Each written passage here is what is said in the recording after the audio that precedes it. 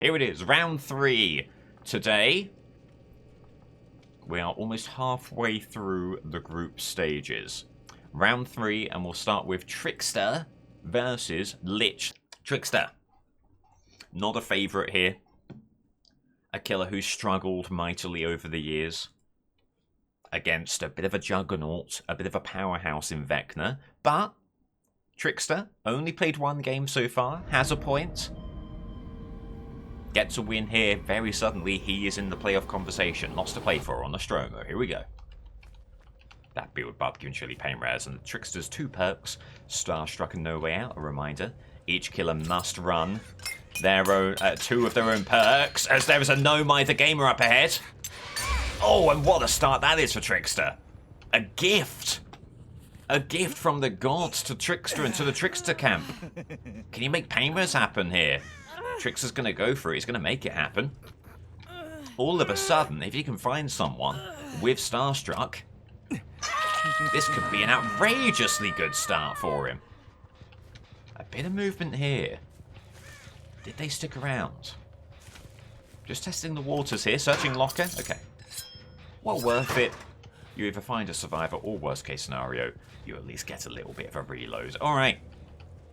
Great start. Now, Trickster did see some scratch marks heading over to the ship. Scratch marks which very suddenly stop. You do get survivors hiding here, and indeed there is a survivor hiding here. Gonna go for the blades again.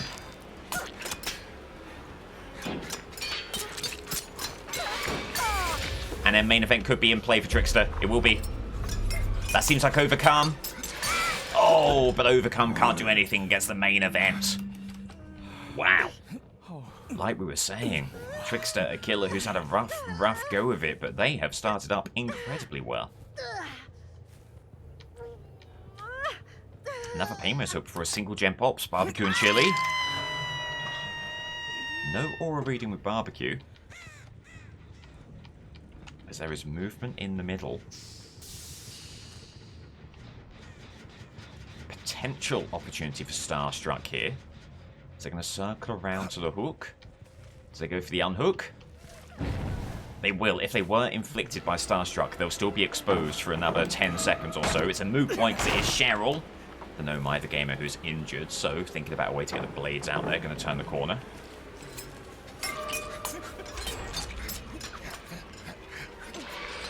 One hit needed, 1 hit obtained. Also going to give it a bit of a go over here.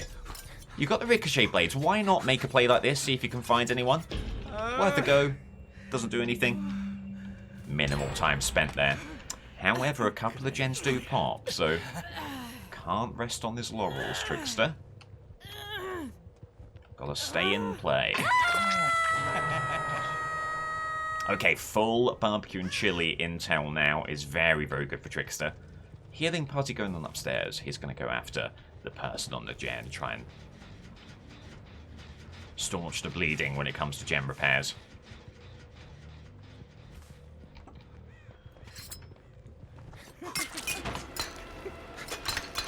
Try and get some ricochet out there. Not got too lucky with the ricochet. In what has been a very good game, the ricochet blades have not been all that useful to Trickster. Maybe back to the drawing board in terms of add-ons. Another hit there. Very important just to stop that laceration meter from moving in the opposite direction. Really needing an M1 here. Gets it. Actually, he heads the other way. Gotta be a drop here. Main event could be important. How many blades is that? 2.5 blades, there or thereabouts. Okay, gotta kick the pallets there.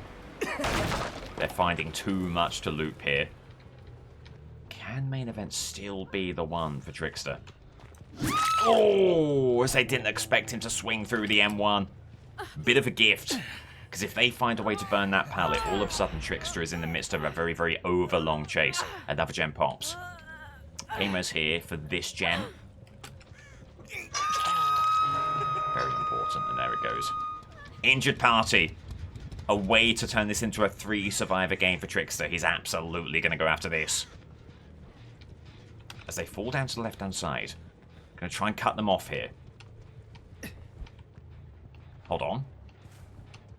Oh, and they did not anticipate Trickster being this committed to them, but indeed he is.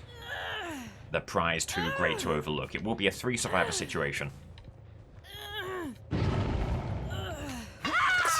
And that happening before they were even able to get the unhook. Now, if you're Trickster, you know that those people are probably going to heal. Oh, when you were hoping to keep this gen from popping, unfortunately, they commit to it. As it's Meg. Gonna go for the blades here. Wants a quick injury. Main event. And it just means they're not even able to get to the pallet. What a play from Trickster. This will be the final Painless token at a very opportune situation. Every chance they're getting that gen. So, Painless here into barbecue. And indeed they were moving on the gen. An injured party on the generator. How do you play this if you're Trickster? There's two paths. You go after the injured party on the gen, or you go after the healthy party. Force the injured party to move in for the unhook. Is this a locker situation? Oh my lord, an absolute gift! The scratch marks and no survivor to be seen? Well, that changes things. And all of a sudden, Yui has a lot of heavy lifting to do. No aura reading. No aura readings. They've not got too far over to the other gate. Sorry, to the other hook. Still, Trickster's going to head in that direction. Wow, what a set of plays. As they get the unhook on Valita. Back by the gen. So that should all but guarantee second stage on the hook behind. They'll want to reset here. They're very precarious as it stands. Trickster going to go after Thalita. Could be a dying state right here. It is. Second stage over there. Barring DS. This is a great game state. There is no DS. Barbecue and chili showing you Yui. That could be a game ender. It won't quite be the case. Yui remains elusive. A bit more gem movement over here.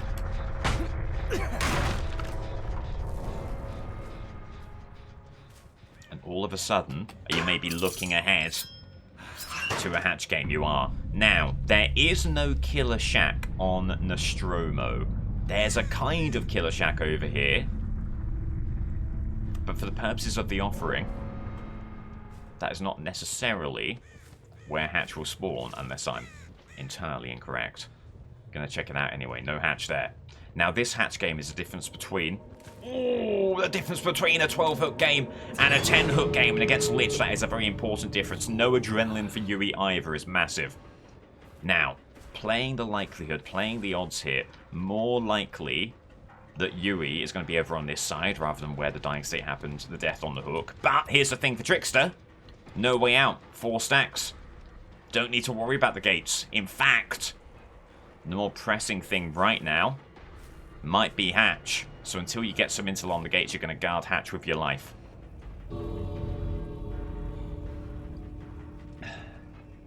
It is a really tough gate situation. You are thanking your lucky stars for no way out if you are Trickster.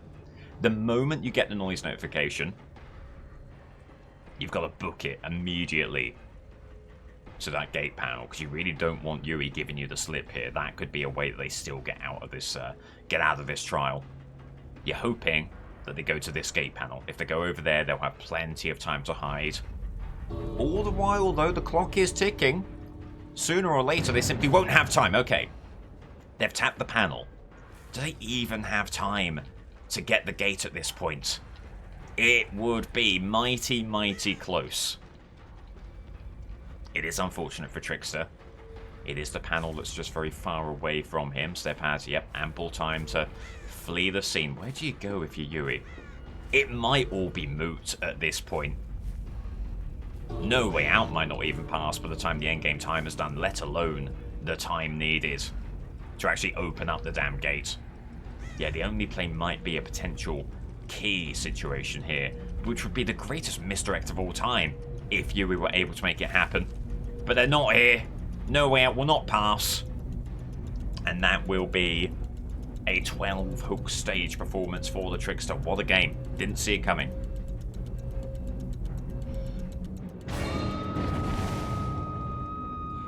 GG. Will eliminations begin this week? There are going to be no mathematical eliminations this week. Next round, well, unless we get to round 4. When we get to round 4, that's when the mathematical eliminations will start to come into effect. As I see a lot of aura reading there, including on the left. Give us a go. Nice! Injury on Steve, dying state on Steve. Indeed it will be. What a start. And well, they're hanging around with Sprint Burst. Keep them away from the pallet, and this will be a dying state and an injury here. Or the pallet burn. Good injury. Okay, take that, get your hook, and then get back into this thing. What a start. What a statement of intent from Lich here. And then hopefully able to get right back on the injured party. Claudette. If they go up the stairs, skulls could be in play. Oh, just a bit behind where it needed to be. Okay, big gem movement here. So Lich going to get Pop Goes a Weasel out there.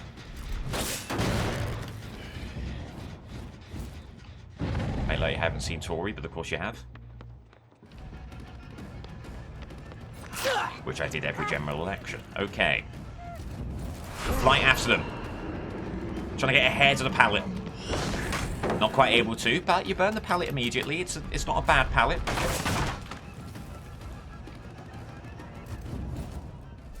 Skulls, is there a chance? Oh, there is. Oh, there is. They were not able to stack in time. So skulls. These skulls that are on a higher plane often don't get the goods.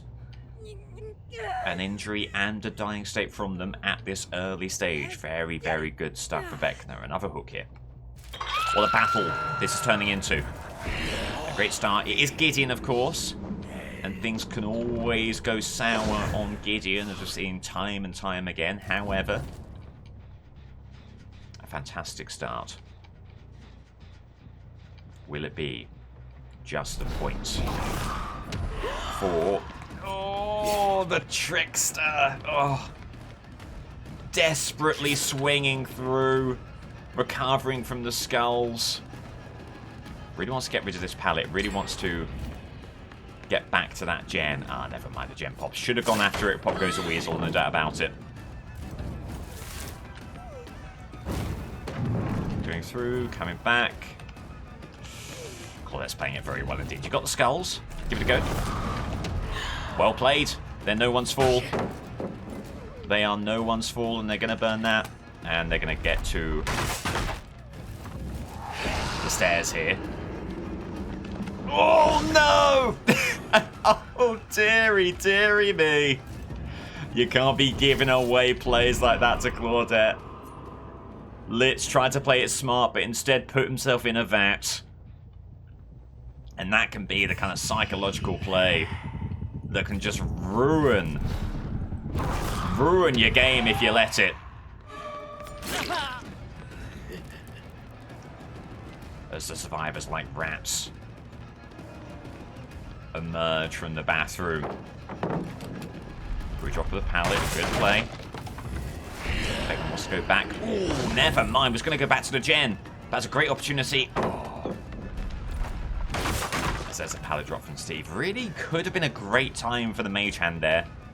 Element of being rattled here for sure. For Vecna. Okay, keeping Tori from leaving the bathroom. And that might connect. It does! Tori Kane proving very, very vulnerable to these flights of the damned. And that is a much needed hook for Vecna.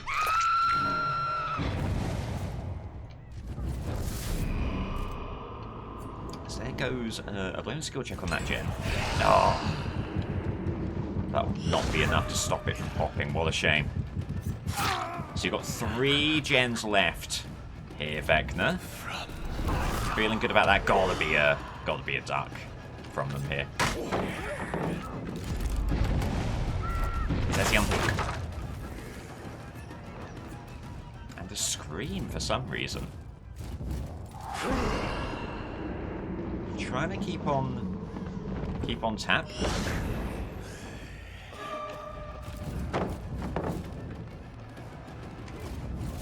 Mage Hand there, you've got tap around a bit of a tough side of the map, however, they're going to get the pallet.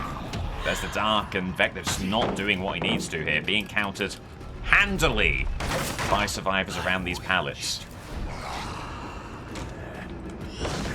Trying to do that, block the window. Aura reading there pretty good. And they fake out the vault, which is a great play. He's got to go elsewhere. Things are going from bad to worse for Vecna after such a strong start. He is being schooled by survivors on Gideon. Needs to head back to the bathroom, the only other gen that he knows has been moving. Tori Kane has been beatable with the skulls, but they find a way to get through that pallet. Again, Mage Hand. Just not doing it for Vecna. Or more to the point, he's not using it for whatever reason. He gets so much distance. Oh, when he went for the flight, but he sent out the skulls. That's never going to connect. Steve, another injury. Tori Kane was hanging around here. In fact, they've doubled back around here. There they go. So it'll be another injury and keeping this gem from moving once again. It is not Death of Katori, by the way. I don't know whether I mistakenly claimed that it was. It most definitely is not.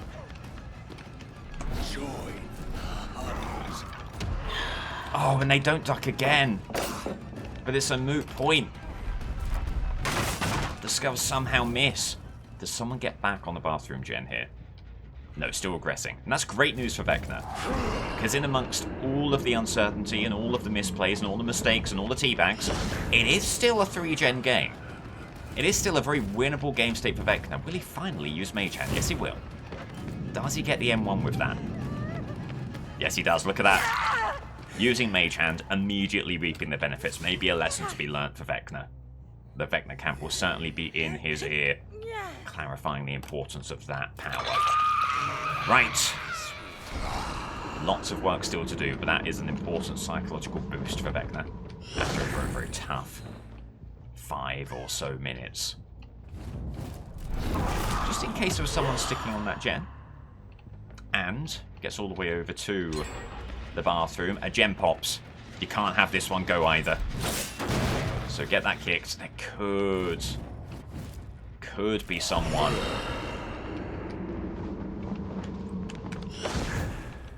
Could be someone waiting maybe in a locker, but Vecna not too interested in testing the waters there. It's Claudette with Sprint Burst, gets away. And, oh, desperately close there. Right, that gen's still regressing. Great news for the Lich.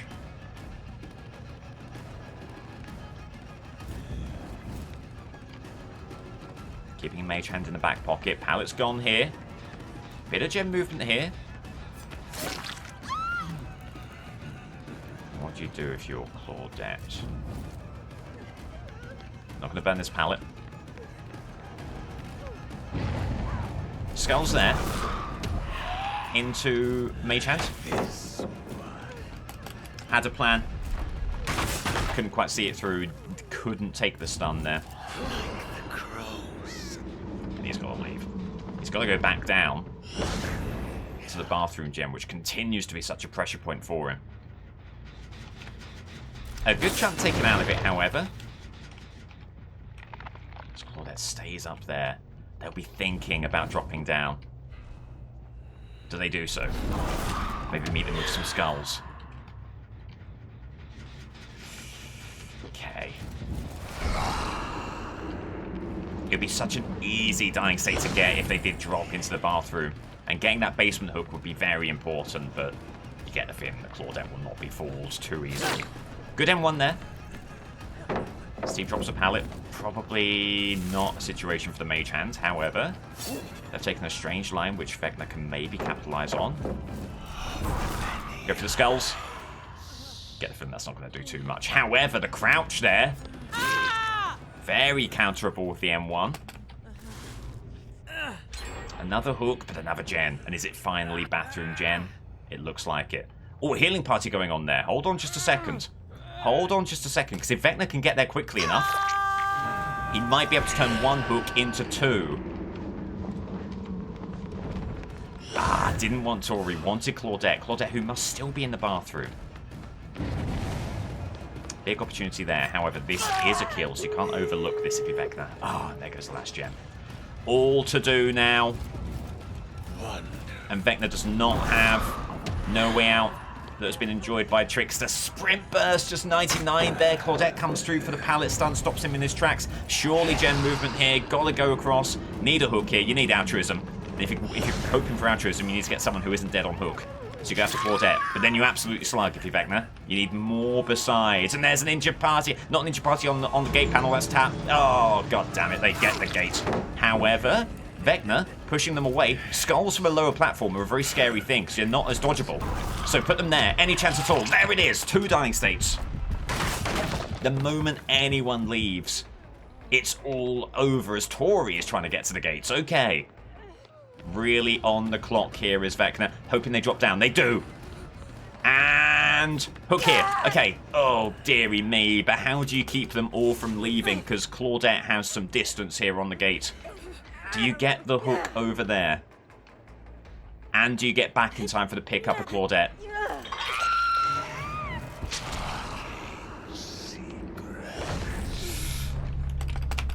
Oh, unbelievable! Unbelievably close. Claudette phasing out of existence. Like they're Teferi's protection in Magic the Gathering, and Lich can do nothing but watch helplessly as they leave. What a shame. So close. Hook differential, still important, but now the Lich's path to qualification is very, very, very narrow and rather unlikely. It's a win for Trickster. And a hard-earned win for sure. A tambourine on the exit line. And a 2k. A hard-fought game there. So, Trickster. First win of the tournament. Lich suffers his second loss. Puts himself on an even 30 hook stages. Lich has only 1 game in hand. Certainly cannot surpass Mastermind. The best Lich can do is get a win, get 4 points. But with Trickster already on 4 points and with 2 games in hand, how does Lich become winner or runner-up? It's not impossible, but it's very, very unlikely.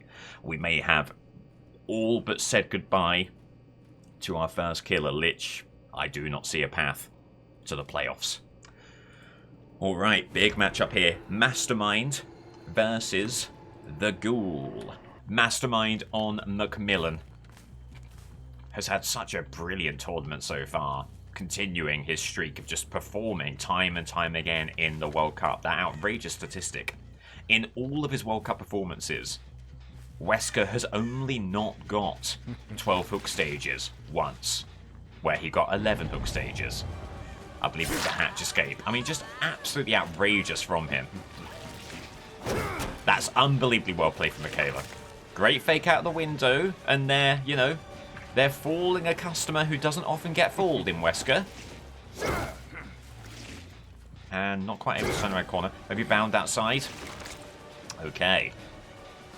So Michaela doing some very good stuff here. How far away have they gotten around the outside here? Maybe coming back? Nice. Wesker has the last laugh, but good run around from Michaela. Can he find a Painrose hook before the first gem pops?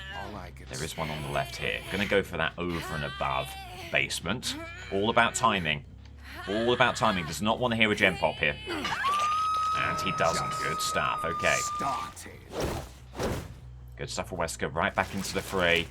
Finding where that gem pops. And it has to be this middle one. Gets the kick. Takes the chase. Alright. Threatens to be a very poor start for Wesker, but he stayed resilient, stuck with it, got the dying state. And now back to business. This is a guy who just does not get rattled. This is a guy who's also going to try out some hug tech. Okay, that's not really hug tech, but he's trying his best. The Volt here, presumably. Circling around. That looked like live, didn't it? Some big distance made up there, and Wesker's seen enough of that. Gets the kick again. Moves back to the middle.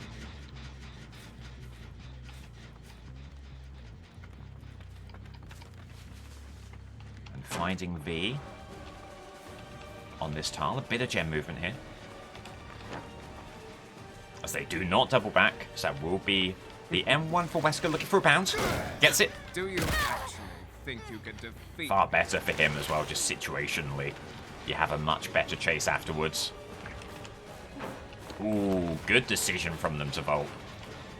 Not easy to make that call against Wesker. As they'll go for the window again here. No, they won't. And that might be all she wrote if the bound connects. It doesn't. It does not. Window's blocked, however, so a great call from Wesker to bound, and that should be... Oh, very lucky dying state there. Very lucky dying state there. Okay, he gets it. Somewhat hanging on by the skin of his teeth is Wesker.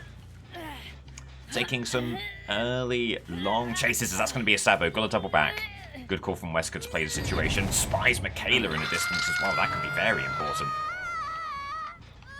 Michaela, who realizes that she's been found and flees the scene. Good awareness from her. However, there is the bound. And the crouches are interesting, and the blind is interesting. Michaela playing with confidence here. Is it bravery or is it foolishness? Time will tell. It's a great dead hard. Okay, there's the confidence. Not easy to dead hard Wesker's M2. Has to be said. As if you're Wesker, you love that Cheryl is on the hill, waiting for a torch save, because that is one person who won't be on the gens, and another bound could be in play here. Bounce landing. Nope. There's your injury, and another injured party up ahead. Okay, gonna head back, gonna get the hook on Michaela. But very good pasture play this from Wesker. And there's another party in the periphery. This is a team who are flocking around the save here.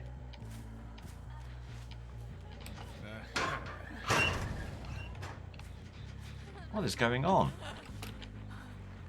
Gonna get the hook. And he will get the hook. Has to be said, there has not been, or there can't have been, an extraordinary amount of gem pressure here. The team have been dawdling around. Good stuff. Third hook. Michaela now death hook. Good intel. Also that they have dead hard. Still 3 pain res tokens as well. Those could be very important as the game progresses. As it stands right now, 4 gens, obviously you're feeling chill. The only thing you are maybe concerned about is the fact that the gens are all kind of peripheral. I mean, what's your endgame gen situation? What are you hoping for here? Not really anything to hope for. However, Cheryl goes for the unhook. This could be a tunnel. Oh, it's looking like it will be. Okay. Just at least waiting out dead hard. Taking the pallet stun.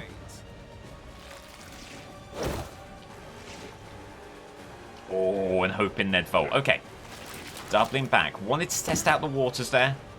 Didn't make it happen. It's now Cheryl with live. Doubles back around here. And that should be the M1. It will be. And in a good position as well. There's no obvious place for them to go. Bounding. Trying to get into Shaq. Gets blinded, unfortunately. Oh, but still performs a pretty decent moonwalk around Shaq. Which may be... Oh, there's the medium vault. Well done from Cheryl. So maybe forces a pallet burn. Oh, great fake. The window's now blocked. Okay. So if you're Wesker, you're going to stick on this, because at the very least, you're going to get Shaq pallet out of it. Makes a lot of sense. And pips it away.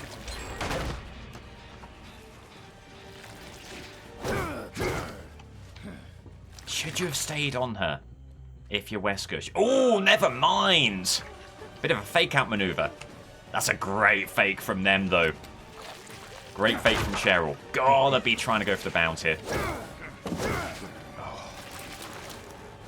And Not quite getting the hit, and then they get to the window, presumably. No, they're going to stick on the pallet. Well, this is taking way too long, but now the hard graft has been done, so you've got to get the dying state as they find themselves without a tile to run to. Well, you say that. They're making the periphery work for them. On the Z wall. Dying state there. But all of a sudden, you've got a 2-gen situation, a massively overlong chase. And that is not the Wesker to which we have become accustomed. You can never vault the Zed, it's true. Right, no movement in Killer Shack. No movement on this gen. There is movement here, presumably. Though not a lot. V flees the scene. You've got to try and find Michaela here. Even though Michaela is a very confident gamer, you simply have to find a way of making this a 3-survivor game, and that is, you do that by finding Michaela. Gen kick there. Do they go in for the unhook? How confidently are they going to play this? Reasonably so. Just a 1 bound. Okay, this is good. A good situation here. A good place to chase. As they fake window, then presumably that'll be them slingshotting over to the unhook. No, they stay on Shack. And then if you see V moving in, if you're Mastermind, surely going to be pivoting in such a situation. As Michaela's done well to take him away. M1 there. Rare mistake from Michaela. Goes to the blind. Gets the kick. And again, you want to push Michaela to the right. You want to push them back to the hook. But you know instinctively they're not going to do that. They're going to try and force you away from the hook. There is second stage on hook, though. Faking that. Do they vault? They do not. Dead hard. Dead hard. You know it's there. Oh my god. If that might be the most resilient waiting out of the dead hard of all time. And I think they still had it, is the weird thing. Okay, so it is a 3-survivor situation.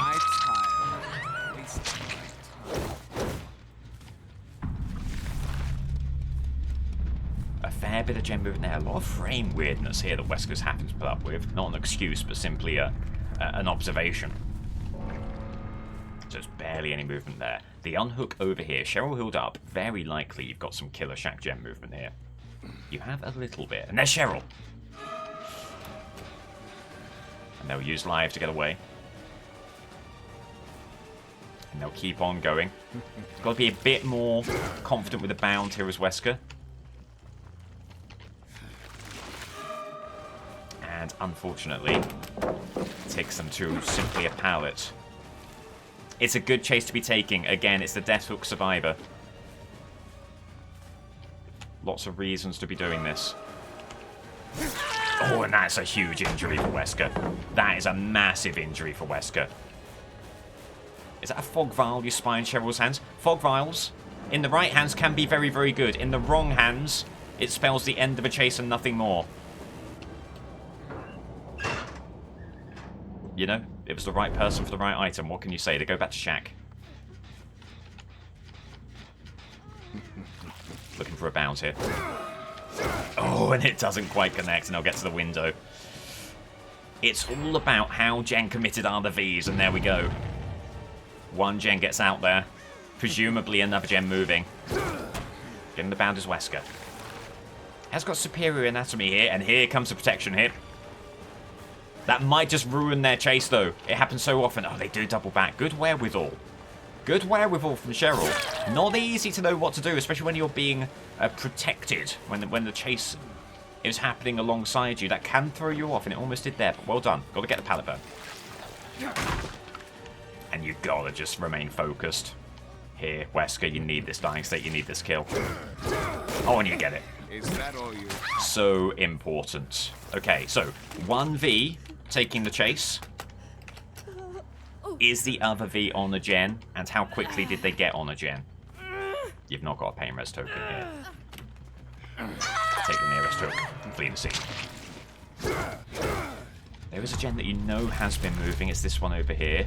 Try and get some visual intel on that one. That one isn't moving. God bless those new light rings around the pistons. Make it so much easier to diagnose gen movement from a distance. No movement here. Gotta be this one. Gotta be Shack. How far along is it? It's moving a great deal. Oh, but V moves away from it. Well now. Dead hard! Oh, but the bound was only the first bound. They don't get a window.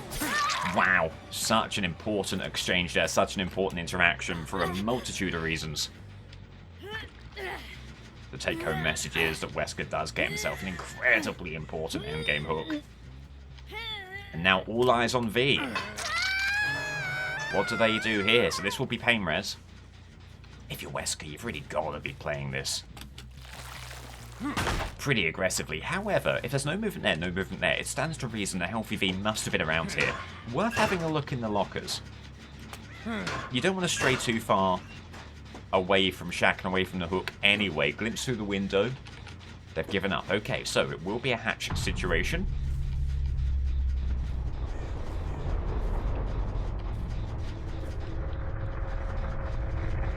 No sign of V.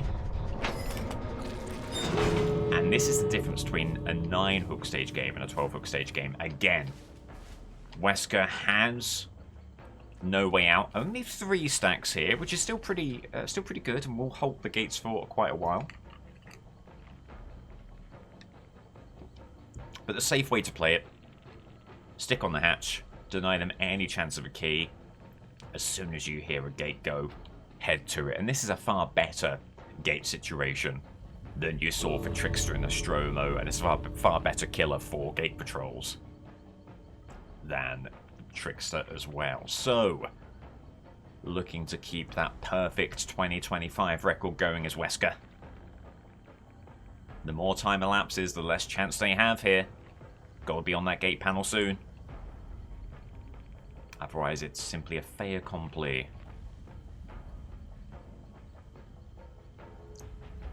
And to my mind, the chance may already be over. Barring something like Soul Survivor, something like Wake Up, there are all these perks.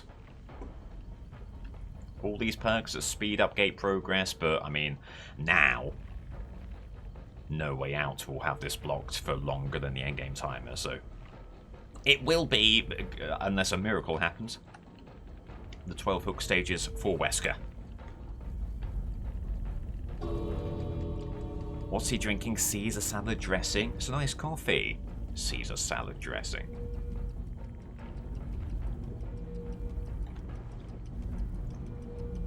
Yep. And that'll be all she wrote. There's no way out, but it's a little bit too little too late. Even if there wasn't no way out, I don't think there's any way that you're getting that. The bottle is a little bit salad dressing. I do accept this. GG.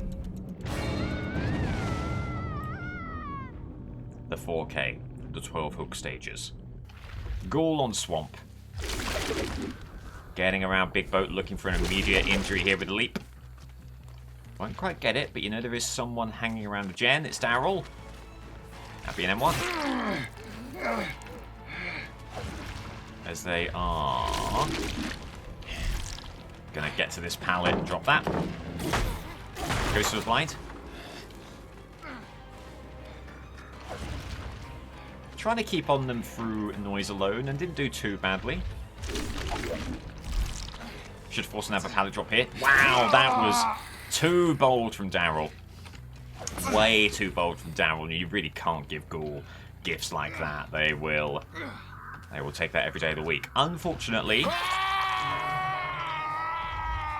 no nearby pain res hooks for Ghoul. Not the best of leaps after the fact.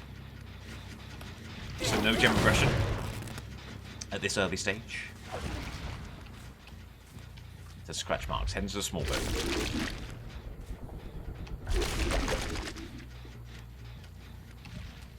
And then doubling back to the small boat.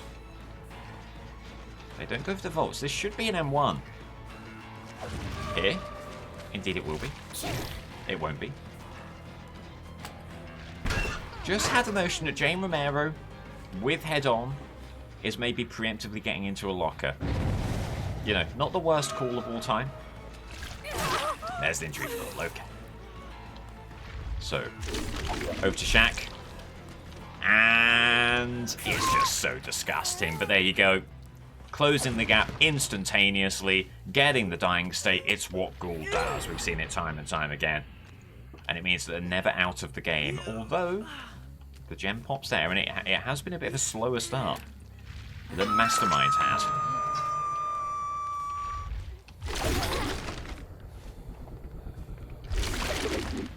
There's no gem movement there. Can move back to the middle of the map.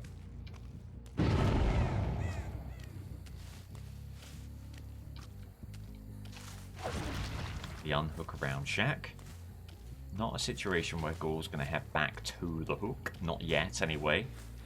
Maybe think about such things when you have a death hook situation and you need to get the survivors down to 3.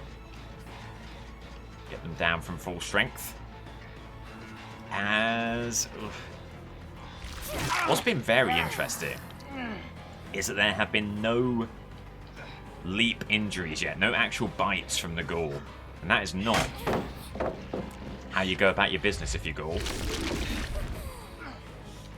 But one thing you really can't do against Ghoul is exactly that. They can just counter pallets every single day if you're going to stick around. You drop the pallet and you run away. To do anything else is to give up a hook state. Now. Oh, another gem pops, which is a shame. Needs pain res out there for sure, because that will not be the only gen that's moving. Big boat, for instance, definitely has some movement. There's this Jane in a locker. Do they get head on? They do not. And what were we saying? The gift of foresight. We were thinking that something like that could be possible down the line. Turns out just on a bit of a delay. There it is. Right, will it finally be a leap injury? No, it will not. Denied again. So it'll just be the M1. Which will connect. And it would have been a great spot for the leap there. Gets it eventually. And how do they play this? Oh, hang on. Ghoul going for the M1 there, but the leap animation played, which is very surprising. They're going to flee the pallet entirely. Find themselves a window. Protection hit here from Jane. A risky play went on Death Hook. A very risky play went on Death Hook. That's a dying state. Crawling away from the pallet. Unless it's DS, I don't know what's gone on here. And neither does Ghoul. Okay. It is a gift. And it's a gift that the Ghoul desperately needed because they were on the back foot. Is it a bit of Ghoul fatigue, perhaps?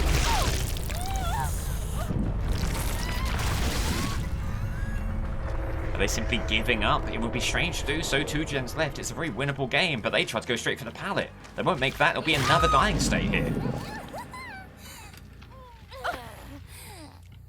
They go for a torch save. They don't get that either. Ghoul's going to go all the way over here, get another pain res token. Big gem movement in big boat, but not for long. What is going on?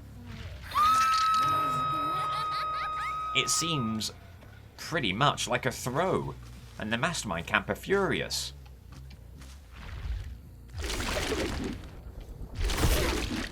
Brilliant stuff. And the Mastermind camp are just like, this is the killer who's threatening our 4K. This is who you bring, and it seems, the hell of it is, it seems like it's working.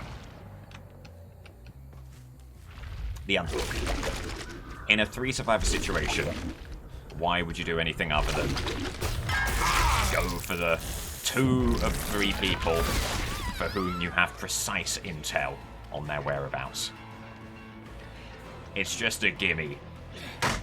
It's just a gimme for the Ghoul. Damn, it goes to the blind again. Ghoul vaults over. Blind, sure. Oh, do you know what? In the end, it was a good play from Daryl, but they really need to be a bit more... Need to be a bit more cautious about what they do over these pallets.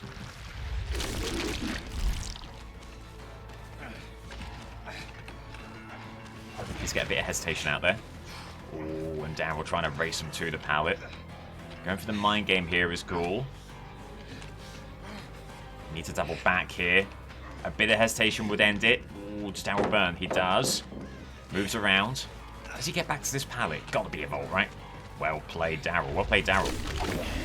Oh, but poorly played by Yui. Yui actually ruined that loop for Daryl. Provided another means to get over the pallet. Medium slow vault there. Amazingly gets the goods. They've got any means necessary. They're going to take an injury. That'll be all they take. It is a kill. It's a 2-5 situation. Now Yui on this tile. Do they have what it takes? Are they going to vault? Oh, they use any means necessary to fake out the vault. But Ghoul's seen that time and time again. That's not going to get him. Okay. 2 survivor situation. 1 gen left. Yui on hook. V somewhere out there. It's not over. Still a lot that could happen here. In fact, it's almost a carbon copy of the Mastermind's game. If they give up on hook, or they do not, I was going to say it's going to be V with no hooks to their name in the end game, looking for hatch, looking for gate.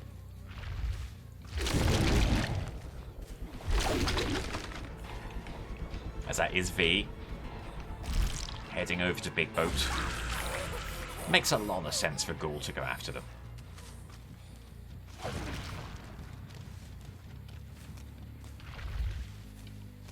And leap into the small boat. They go through it, they're looking for the window. Do they get it? They do. They do. Very well played there. If you go, you might just be able to brute force that vault. Ooh, and leaping and body blocking the pallet. That was outrageous play. Being exactly where they need to be. Hook for V. All eyes on Yui.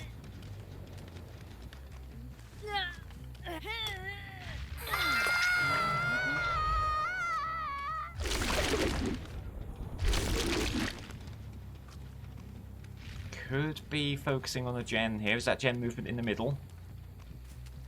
No, it is not.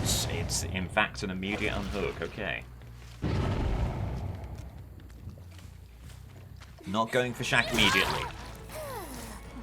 As V just bounds on through here. Drop there. Dear me. A lot of debris to have to navigate for this tile. It's a pretty safe pallet, all things considered. Doesn't look it from the outset. And that will be enough to counter the Ghoul. Needed to body block the pallet a bit more effectively on that one. Do they go for it again? They do not. Just got a kick here. Just got a kick.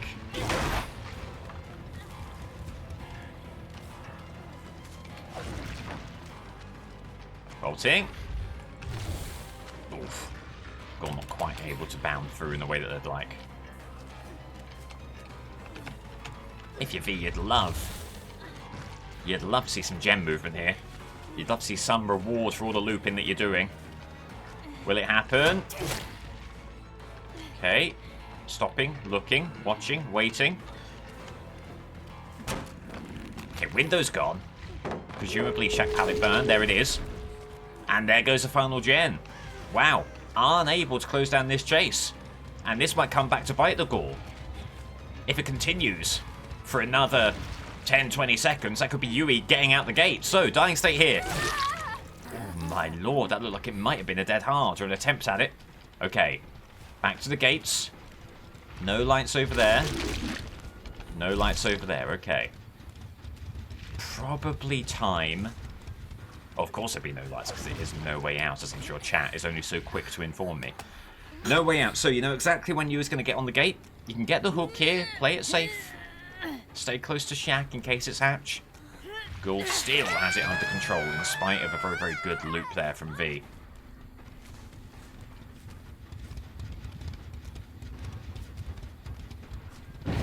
And there is the immediate unhook, okay. The leap for the immediate injury. Now they're going to try and split up to give themselves the best chance of a gate or hatch situation. No way out has still not been activated, by the way. Absolutely outrageous. Oh, they don't burn the pallet. It's unbelievably risky, but it works out for them. They don't burn it on that occasion either? Surely not. Surely not. As there's no way out. What's Ghoul gonna do? They're gonna hook. They're gonna hook. They're gonna hook and back themselves to get to Shack as quickly as possible. We've seen them. We've not seen anyone actively slugging for the 4K here, and Ghoul is playing against type and is not going to do that. Gets the hook. Gets back to Shack. Waits for Hatch. Oh.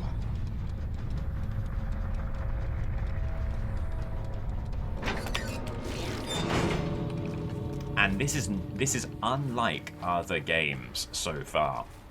This is a viable exit gate situation based on when V tapped the gate. But look at these gates. Look at these gates. These are so outrageously unfortunate gates for these survivors. And especially against Ghoul, who has so much mobility.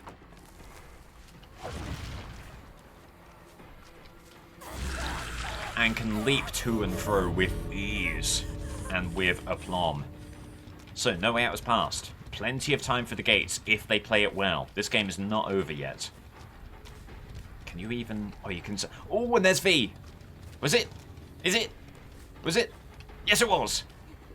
Yes, it was. So, barring something truly outrageous here, it will be a tie between Mastermind and Ghoul. Ghoul did not get there the easy way. Misplays galore. They found a way. Oh, that's an unbelievable bait into the Dead Hard.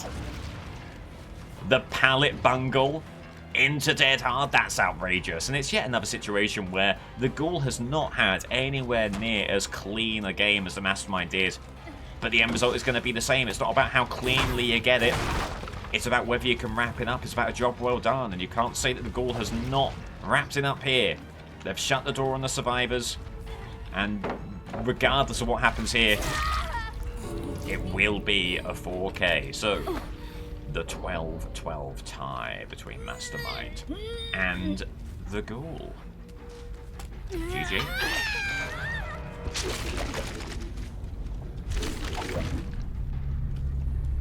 Aided, I think, by some questionable plays. Maybe some altruism that didn't quite work out in the way they intended. Round 3 of Group A. Ghoul, please.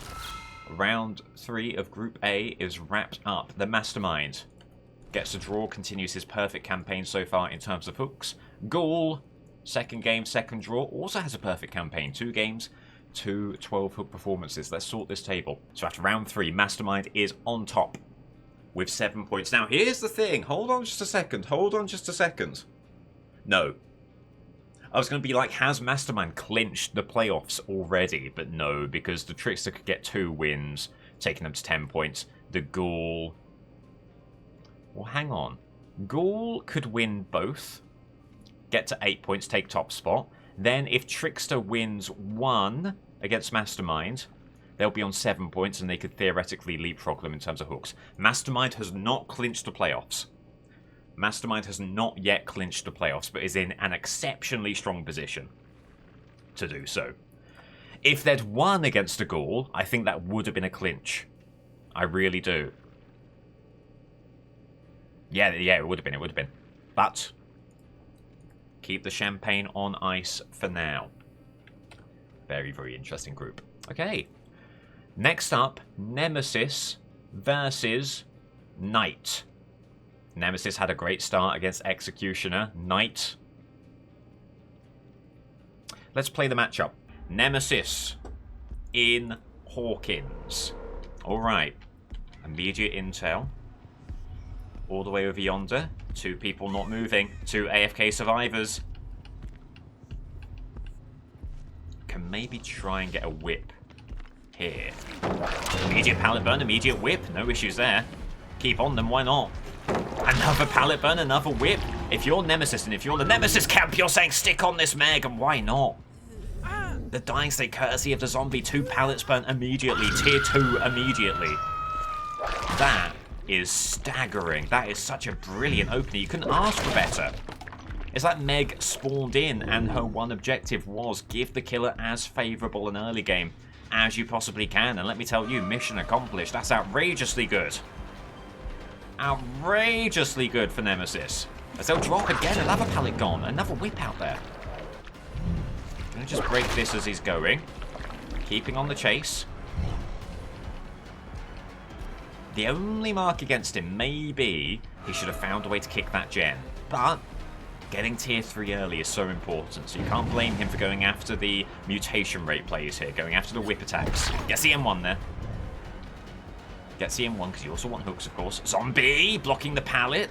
Forces V down a line that she maybe didn't want to take. Maybe a suboptimal line taken here. On another pallet. They shun it. They eschew it. You can't use this one. It's already gone. Gonna go for the whip here. It's a miss. Hopefully not too much punishment for it. There we go. Okay. Unpunished in the end. And another hook here.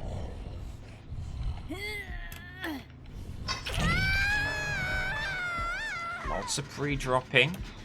Lots of whips. And already halfway through to mutation rate 3. And with some damn good injuries, hooks, and gem regression to boot. As Meg did, immediately run to the left. They don't keep on going. Go back to the hook. Losing upstairs gen is really not too much of an issue on Hawkins, especially for a killer like Nemesis. A kind of slow plodding killer.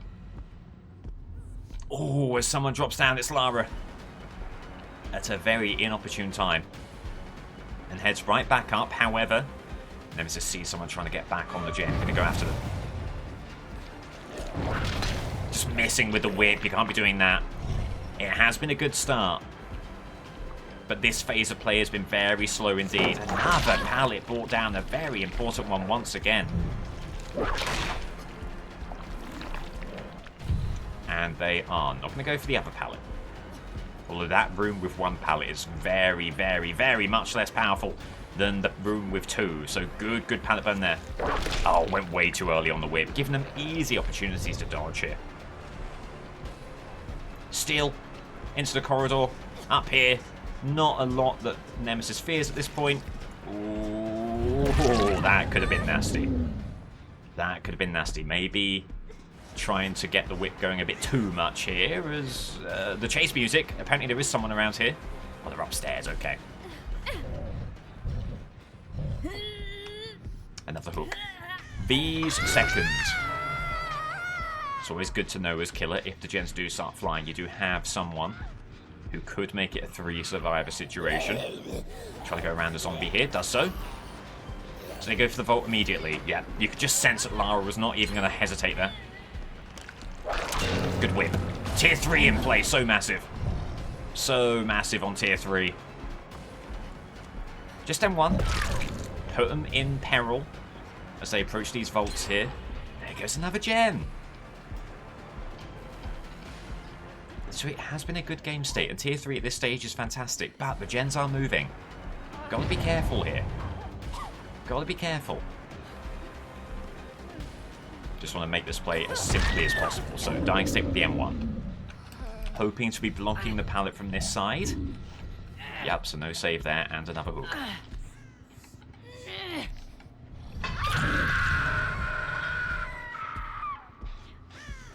Does Nemesis have the undetectability up? No. No matter. As the vaccine, that's V. That's Death Hook V, and with 2 gens left, is this a time where you are thinking about that 3 survivor situation? Certainly seems like it.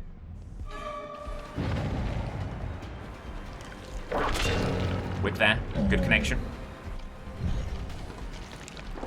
Can't be making those plays on those tight corners, on those tight loops.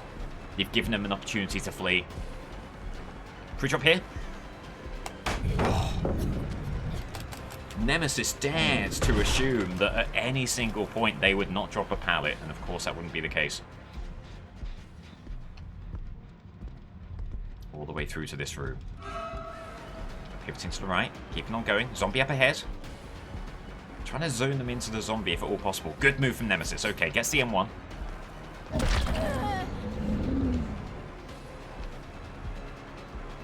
And they will not go for the window. Pretty strong window, that can be. Especially against someone like Nemesis, but they don't want any part of it. They keep on moving. Oh. And the one time they fake out the pallet. It's a good call to have done so. Dying state there. Nicolas Cage is nearby. Not Nicolas Cage, sorry. Rick Grimes is nearby. Not a lot they can do. No angle for the save. 1 gen left, 3 survive a game. Usually, you'd be saying 5 hook stages at this point is not going to be enough. But remember, Knight is the opposition. You could give Knight 5 games, they probably wouldn't get 5 hook stages. So this still might be okay. But there's still plenty of game to go. This gen has been a pressure point all game long, but have not found a way to complete it. Moving around here. Maybe a bit of moonwalking could have been good there, just to get the drop on them.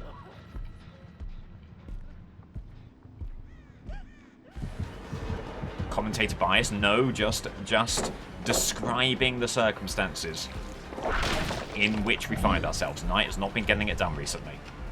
Nemesis hoping to get it done here. Lara takes a really good line, in all sincerity. That will get them to... Wait, would have gotten them to that pallet, but they don't want it. Understandable with the tier 3 whip in play. Great dying state there. Good commitment to the whip. He's had a few whiffs with it, but you can't play unconfidently if you're Nemesis. You've got to get the M2 out there, especially for those kind of runs, those kind of loops, and those kinds of tiles. What's really concerning about this game state now is you've got 2 upstairs gens, and in particular that gen over there. And that is, of course, that is not the one that pops. Rick Grimes gets his gen. Oh, and it's Sprint Burst. You did not anticipate Sprint Burst there. You maybe anticipated bounce landing. M1. No injury. Damn shame. Whip here. Good connection. And they just stay on the tile a little bit longer, so you might be able to get another hit almost immediately. You don't burn that pallet. Got to burn here, right? They do not, and that misses. And Rick's on his way. M1 here. Yep. Doubling back. Gates open. Are they going to leave to try and give Rick catch? Lara certainly is. Is Meg of the same mind? So it will not be a 12 hook stage performance. There is a theoretical chance for Knight here.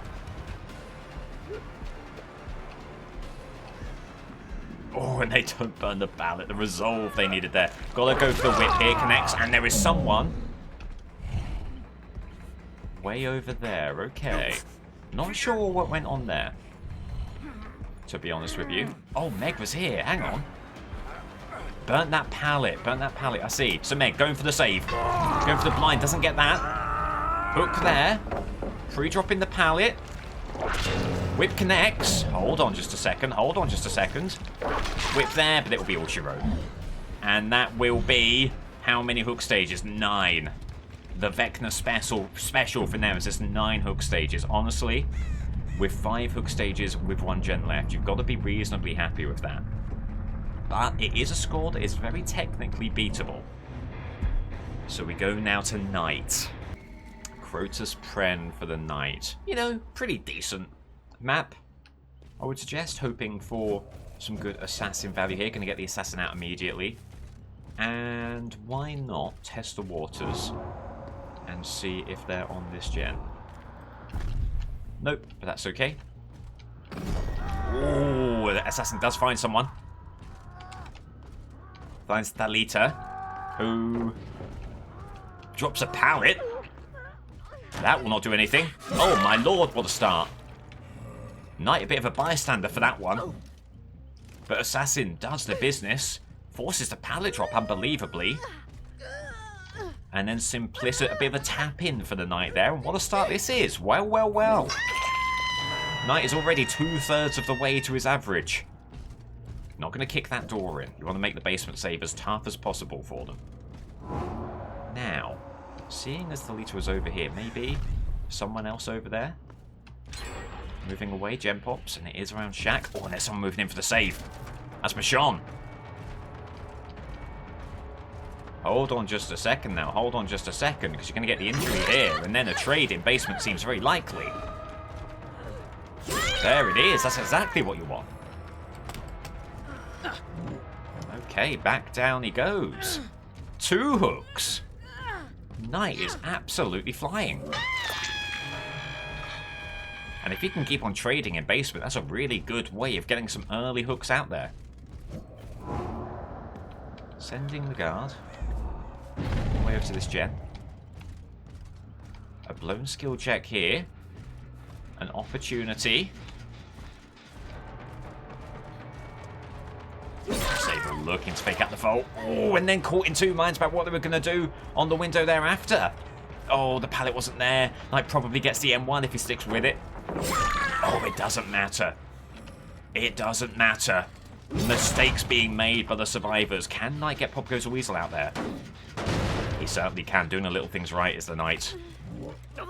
The basement save happens. Here's the thing. Knight might be able to trade back into the basement, to be honest with you. I think that's exactly what he's going to try and do, because it is doing wonders for him. So, the Knight's best hook performance has been matched. 3 hooks for the Knight. 4 gens still in play. Things are looking very, very good indeed, especially by his standards. Get the assassin out there. No one over there. Circling around.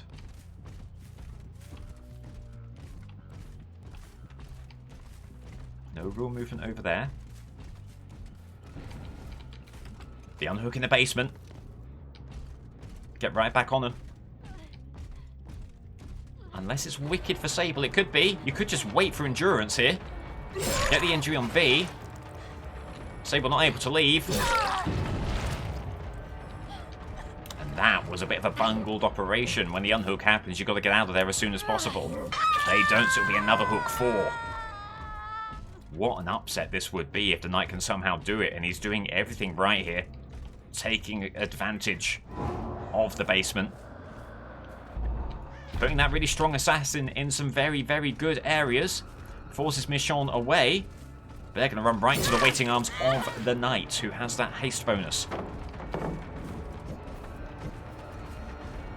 And thinking about the Khan effects for the pallet. Doesn't need it. Michonne just keeps on running. And keeps on running. They're not going to get the pallet. V trying to go for a save, but not able to do so. Sending out anyone. Sending out the Jailer. Whoopsie daisy. Into the wall they go. Jailer on V. Sable might not get a save from basement here. Oh, does just. Very, very, very close there.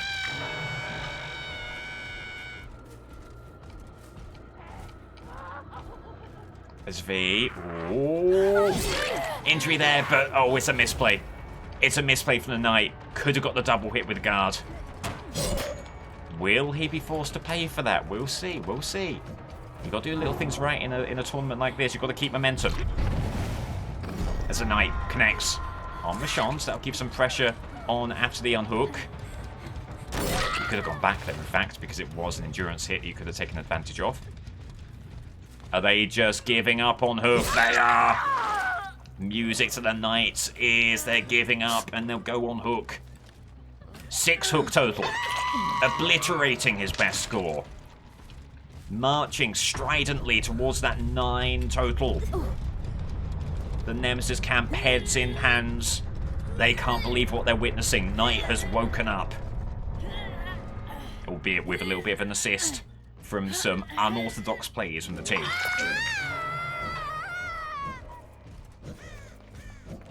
Gonna get the Jailer out there for a lengthy patrol. Oh my god, even the mistakes! Even the mistakes are being paid! Everything is coming up Knight here. That is unbelievable, and sometimes the DBD gods really do seem to ordain that a certain killer's going to win the matchup, and it seems like that's the case. That is the 8th hook, and with 4 gens still left to go, it really is not a matter of when, it's really not a matter of if, sorry. It's a matter of when. Guard connects. Comp corner. Not the best of ideas. Not the best of ideas. They're on the pallet. Assassin. Assassin. Okay. Not sure what happened there. Did they get the banner? Seemed a bit fast to get the banner, but possibly. It's a moot point. It will be a dying state, and this will be the tie. assuming Knight is able to make the hook happen.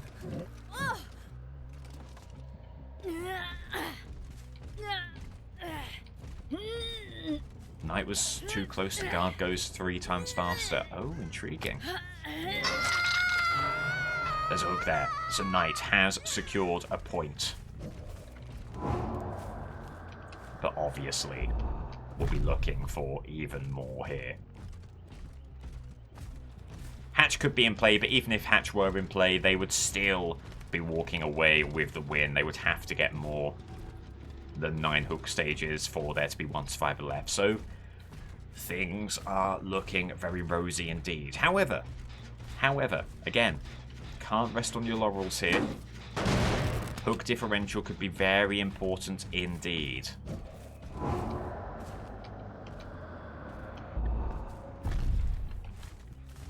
When it comes to playoff implications. But there we go. No concerns about Shaq just yet. There's the unhook.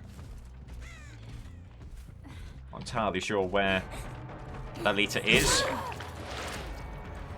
We'd love to find them. We'd probably prefer to find Thalita at this point. Could they have maybe gone back to Shaq? Yes, indeed. Okay. Into a locker. It's a gimme for the night. It's an absolute gimme for the night. And now lots of time to find V before the Hatch Shaq becomes an issue. And it is the win. Confirmed. There's the 10th hook. Knight will take all 3 points. V stopping, staring. Do they fake? Oh, they do not. Well played, well played. And again, the difference between 11 and 12 hooks can be stark. They're going back to the corner. You wait out the dead hard. G. Who saw this one coming? Certainly not me, but Knight has shown up when it mattered.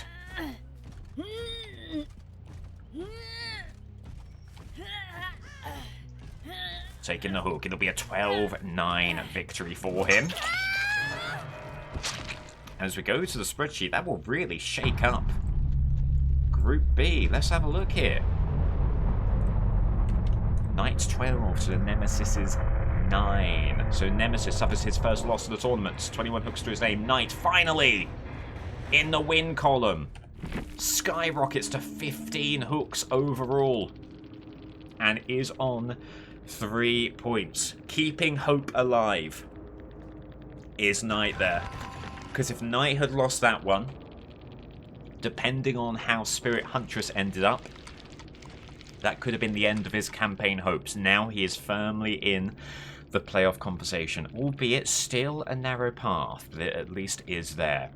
Meanwhile, Nemesis has fumbled a golden opportunity to take joint ownership of top spot of Group B. Okay, so Spirit versus Huntress. Spirit in Ormond Lake Mine. What's going on with the mesh? Very vibrant mesh. No matter. If we're gonna point out every visual bug in this game, we'll be here all day. Okay, so the phase doesn't really do anything, however. You do find someone over here. They double back. Don't know how they did that, but good move from them. Follow the scratch marks with the phase. See what you can do. Okay. And well done. The Thalita. They do what they need to do. They get the stun.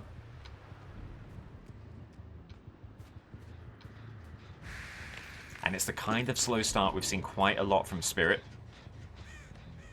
Slow to get their first injury, but once they do, often, oh dear, often the confidence that brings has them rolling through the rest of the game. Obviously, things are looking pretty grim here, but injury. Finally, with the gem pops.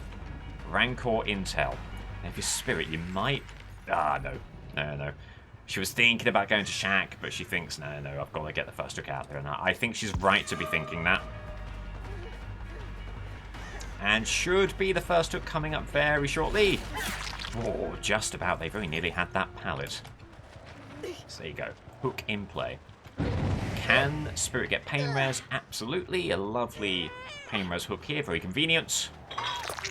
And away she goes. And that's the gen she needs to go to. Thrilling Tremors giving her the intel.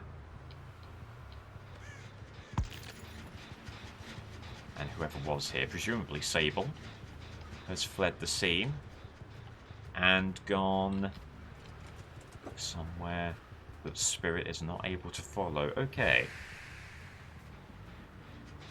At the very least, some big regression there. Now, whoever vacated Shack, moving a gen here, both of them are, Fung and David. Pivoting to the left, getting the hit on Dave. There it is. And falls down there. Might be a bit of a freebie here for Spirit. Do they have a pallet here? They do not. They were hoping they did. Okay. Right, gonna get the hook immediately. Hoping for pain res. Really good opportunity to keep that gem regressed. If she can find her way to a pain res hook. Scourgehook's not too badly positioned. All things considered, nicely spread apart here.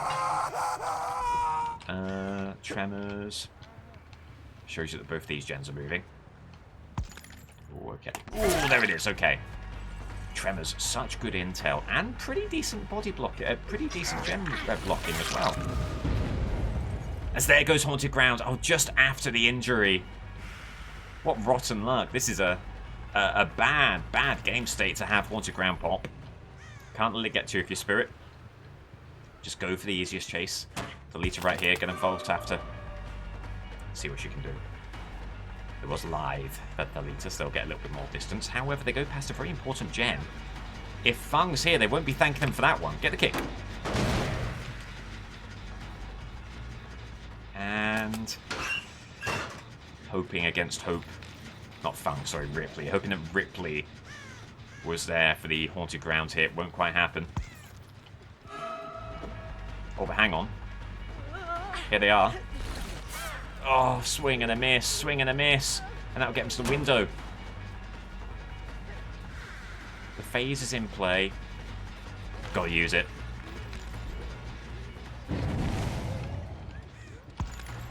And they had the right idea. Spirit knew they weren't going to commit to that pallet, but couldn't quite guess which direction they were going to go. It's been a very, very overlong chase here.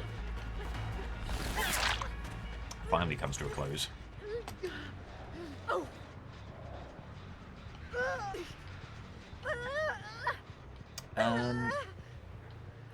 Only one pain res token's been used. And it was not... and it was Dalita's. Intriguing. Says drop. Dave heads to the pallet. Looks like a pre-drop to me. Not going to be a pre-drop.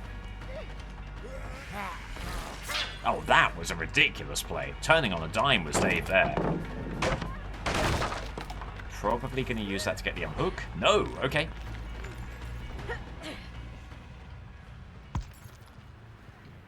And does pretty well. Oh, but hang on, hang on. Running the loop around the hook. That's going to be risky. And this will be a trade. Oh, it won't even be a trade. They don't get the unhook. Oh, dearie me. You can't do that if you're Fung. At that point, you've got to commit. And will this be the first bit of slugging we see the tournament? It looks like it. Ripley trying to go in for the save. Stopped again. This now will be a trade. Going for the pickup. Makes it happen. Another pain res. Wow. What a turnaround. What an unbelievable turnaround here for Spirit. It's another pain res that doesn't activate. This one does. Must be thrilling tremors stopping it. Which makes a lot of sense when you think about it. Yeah. Okay. Heading upstairs. There's aggression here. Oh, and Dave just moving in. Is able to tank the hit. But it just continues the momentum that Spirit has enjoyed up to this point. Ripley going in for the save. You can't do that. You can't do that. It could be DS. No, it won't be DS because they tapped the hook. That is such an appalling play. Maybe one born entirely of tilt than of any rationality or logic. But it does not help this team, let me tell you. Now, where's David gone? Because all of a sudden, after what has been a pretty slow start for Spirit, she could be looking to wrap things up. Dead hard? No. Another hook here. What did we say about momentum? Spirit's starting off really slow, but as soon as she starts rolling, teams tend to crumble, and we're seeing that here. 7 hooks already. 4 gens still remaining. There's the unhooks over here, but the damage may well have already been done. He's got someone pivoting left. And you know, you've got to still play Spirit, but you can maybe rest a little bit easy now. 4 gens left. Big regression from Pain Res. How do you bring this back? If you're this team, you need some outrageous loops here. And Ripley, well, oh, that's not going to get it done. That's not going to get it done at all. It'll be death hook. It'll be a 2-survivor situation. Now, if you're Spirit, you're going to correctly diagnose the game state and say that Hatch is the only chance that you're denied any hook stages. Tremors shows you the gen you need to go to. It's Dave. Fully tilted. He's seen enough.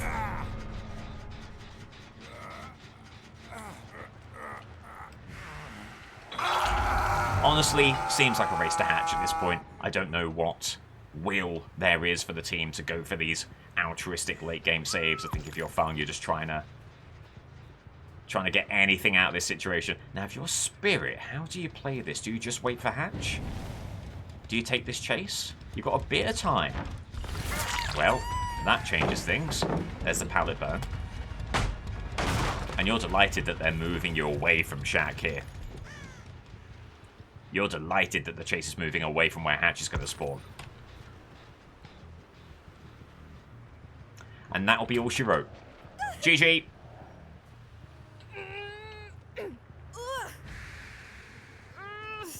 An inauspicious conclusion to a very solid effort from Spirit. Bit of a slow start, but once she got rolling, oh boy, she got rolling. That will be the 4K and the 12 hook stages. We go now to Huntress, who has it all to do. What are you doing? Okay, that's a gimme. That's a gimme for the Huntress, and it's a strong start for her. Oh, dearie, dearie, dearie me. Not the start that the Spirit camp wanted to see. You've been seeing a real discrepancy in these games between, you know, not to be disrespectful, some very, very strong survivors and some survivors who make some mistakes. And we've seen, obviously, the latter right there. Doesn't necessarily mean that the game is going to be like that. You know, you've seen it time and time again as survivors get settled into the game. Great dunk from Alucard. There you go. Things can turn around, and they might be turning around right here. Oh, good hit there. Oh, and they don't quite burn. Gotta be a drop here. I was going to say. Oh, my lord, but that doesn't quite connect. That doesn't quite connect. And now, that won't connect either. Alucard is making plays here, getting live, getting away, keep on moving. Ooh, and they just pivot back. Now, Huntress has no hatchets whatsoever. Alucard is probably wary of that, wise to it. Oh, and they don't go window. They have another pallet over here. They do. It's a double pallet situation. Doubling around. Swinging through. Not quite going to happen. They must know. They must know. This will be a pre-drop. They don't pre-drop. Dearie me. Dearie me. Alucard knows his stuff. And Huntress has run into a bit of a roadblock here. Again, it's such an important game. A clinch, a win and in situation for the Spirit. If they get the 3 points here, they are through to the playoffs. Huntress looking to play spoiler and to save their own campaign. Doing neither right here. Keeping on this chase, ill-advisedly keeping on this chase. Finally gets a dying state, but they've paid too heavy a cost for that. They certainly need pain res, and in fairness, they are going to get it. 4 hooks still left, so it's not the end of the world. Some pallets have been burnt, but, you know, not an amount that you'd be unhappy to burn if you're Alucard, especially considering the length of the chase that you took. As there is a survivor who ran over here. Maybe over to this gen. It's Sable. Okay, looking for the hatchet hit immediately. Doesn't get it. Good lines from Sable. Good patience. Oh, and they just run into the wall. And that'll be an M1. Exactly the exchange you needed. After what you've just seen from Alucard. Needed a nice swift chase conclusion. You get it there. So, 3 stacks of the way out, very important. The 3rd stack of pain res, the 3rd stack of lullaby. Lots of things moving in the Huntress's direction. Style points. That connects with Leon. Anyway, V. Hold. And trying to be patient, but just allow them to get behind a rock there. They're playing pretty well, has to be said. So they drop this. They do not. Well played from V. Looking for a way to get the M1. That will be a drop. And that will be a hatchet. And then coming back around here. Good move from Huntress. Oh, and things are looking much, much better now. Things are looking much, much better. That'll be your 4th No Way Out stack, your 4th Pain Res stack at a very early stage. Are you maybe avoiding Pain Res here? No.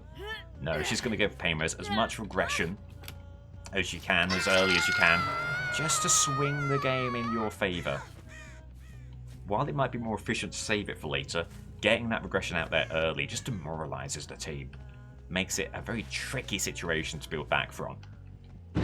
Okay, but one interesting back and forth game state we have here. Leon gave up the very quick dying state, but then Alucard makes it happen with an exemplary chase. And now, you know, interesting to see where the game goes from here. Alucard flees the scene, looking for a hatchet to connect. Oh, flicking the hatchet off to the right, anticipating the dodge from Alucard. Maybe you're happier to be after Leon here. Oh, dearie, maybe. Got to be hitting those. Good hit there. They drop the pallet immediately. It will be a dying state. Nothing they can do unless it's dead hard. Okay.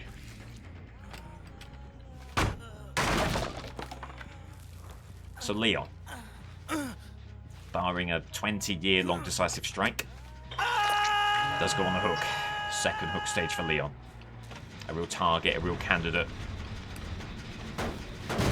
for a death hook chase. Whisper it, a tunnel, should that be necessary. At the moment, Huntress is kind of chilling out a little bit here. 4 hooks, 4 gens remaining, 5 hooks deep. Got to be happy about a game state like that. You've also got to be feeling that someone might be hanging around here. 2 far along gens. The hook in play as well. Makes a lot of sense that Huntress would stick around. Gets the injury on Alucard, looking to double up here. And that would be a trade that she desperately needed. Trying to go for this, who knows? Oh my god, it was almost magical. The stars almost aligned there. It would have been marvellous. It would have been so good for a game state. No matter, still feeling good about where she is right now. More regression needed here. More regression needed here. Maybe even reload. Purely for the eerie add-on value, for the undetectability that provides. You feel like there has to be someone waiting around for the gen, and indeed it is Vin. Immediate hatchet. Okay, they're going to get behind a rock. Makes a lot of sense. And behind a boulder. Whoa. Sending a laser there, but well countered by V. And are they even going to stay on Shaq here? They will. Well played. Had to commit to the window. They're going to come back for the pallet. They won't. Big opportunity here. Oh, they go for it again. You didn't expect the double up. Fully expected a fake out here. You've only got 1 more volt if you're V. Do you use it? No, you do not. Moving around that side. Oh, well played, well played. They just held up a little bit there, so the hatchet wouldn't have been any good, even if it did get through the window. Big opportunity here. Great dodge from V. Turning on the dime. Gotta be a pallet drop, in which case the hatchet. Wow, that's an unbelievable fake. That was an unbelievably bold fake there. It almost paid off for them. Down to the basement.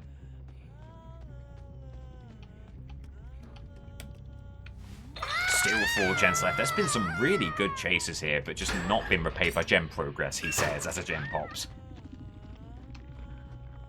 1 gen's okay, but you're really looking for another couple if you're going to have any chance here, because soon the survivors will fall. It will become a 3 survivor situation, a 2 survivor situation, and just not enough gens to supplement that or to make that in any way competitive. As Leon runs through the pallet. Only 1 pallet here. Not a great situation for Leon. Going to drop this. We're going to get a hatchet here. It'll be a dying state. Kick the gen for sure. For sure. Every reason to make sure this is progressing.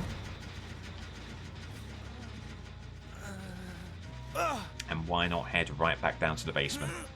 If there is someone going for the save, you'll get... Oh, do you know what? Hang on. Maybe the better play. Take the kill up here. This means you can get down there with hatchets in play. Maybe a quick turnaround to punish the basement on hook. Right here is Huntress. Don't want them.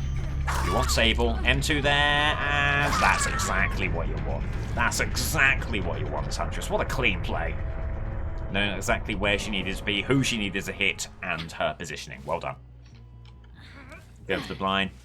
Even if it went through, it seems like it's going to be a tough game state to bring back. That gen was unbelievably close. If there was another gen of similar progress, maybe there would have been a hope here. And that gen does pop. That has to be Alucard.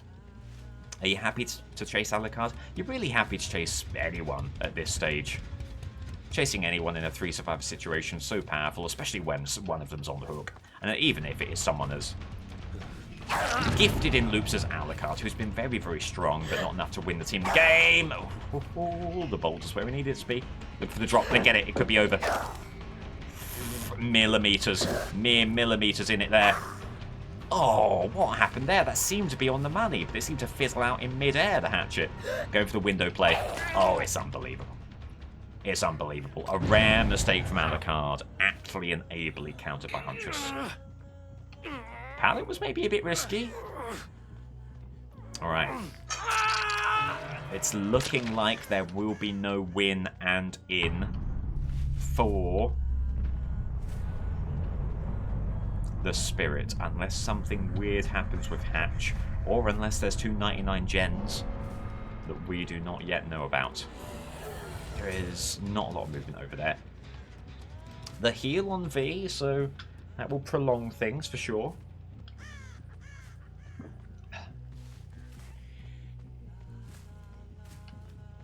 And no movement on this gen either. Okay. Patrol done. Reload your hatchets. Lullaby in full effect as well. Maybe someone blows a skill check because of that. Maybe that gives Huntress intel that she needs. It could be that these two are just locked in a game of waiting for Hatch. Oh! Territorial imperative. Territorial imperative value. What a thing. What a gift.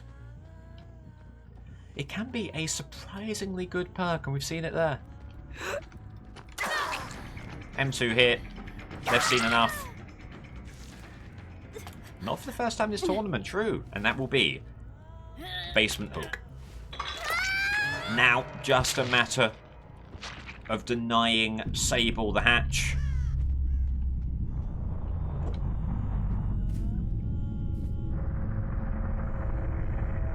And then with full stacks of no way out, it becomes very, very difficult to see a way forward for them. And the usual no way out routine is that you stand on the hatch until you hear a gate, and then you move over there and hope you get there quickly enough to spy the survivor. And did you see someone over here? Not quite, not quite. Hello. And that'll be GG. So, no clinch situation. Spirit is not yet confirmed in the playoffs. It'll be 1 point apiece, 12-12. Well done to both competitors. So, Huntress. A perfect campaign in terms of hooks is good for 4 points. Spirit, also a perfect campaign, takes us to 36 total hooks, 7 points. So Spirit has not clinched because theoretically, Spirit could lose their next game. That would give Nemesis a win, put them on 6 points. Huntress could win and then tie, and then all of a sudden they all have more points than Spirit. She would be in third place. She wouldn't get through to the playoffs. So, no clinch scenario for Spirit. We'll be looking to have a good game against Nemesis. Then she can look ahead to the round of 16. Alright, interesting. So we'll head to Group C. Next game will be Plague, alas. Plague versus Michael Myers, and then Unknown versus Legion in what's a very interesting group, very even. By the way, it is Plague here in Macmillan. Plague, who doesn't get a lot of play outside of these tournaments, but does tend to hold her own. Not a pushover when it comes to the World Cup. She'll be looking for a good result here. Looking to find a survivor as early as possible. She finds Sable, getting the gen infected and taking chase here. Turning the corner. And doesn't connect with anything. That was a bit rubbish. That was very rubbish. At the very least, burning the pallet has Sable infected, so you can just say job done if you plague and move elsewhere. Maybe get this kicked.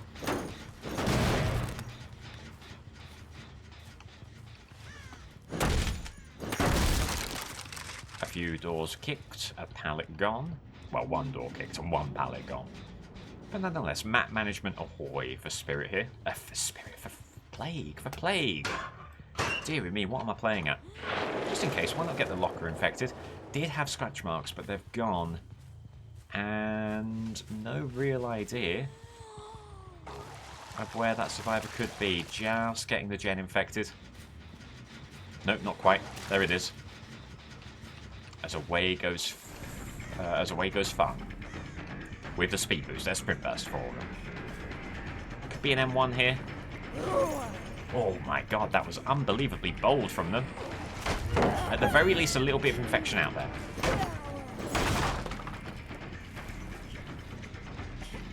But she really needs a hook. Does Plague. The spirit camp singing rent-free, they certainly are. Yeah, big blunder from yours truly, I apologise. There's a little bit more infection, but not really enough here. Still not getting the injury. You have to be leaving this chase soon. They're absolutely having a field day against Plague on this double window tile. It should finally be the injury from the infection. No, not quite. That's outrageous.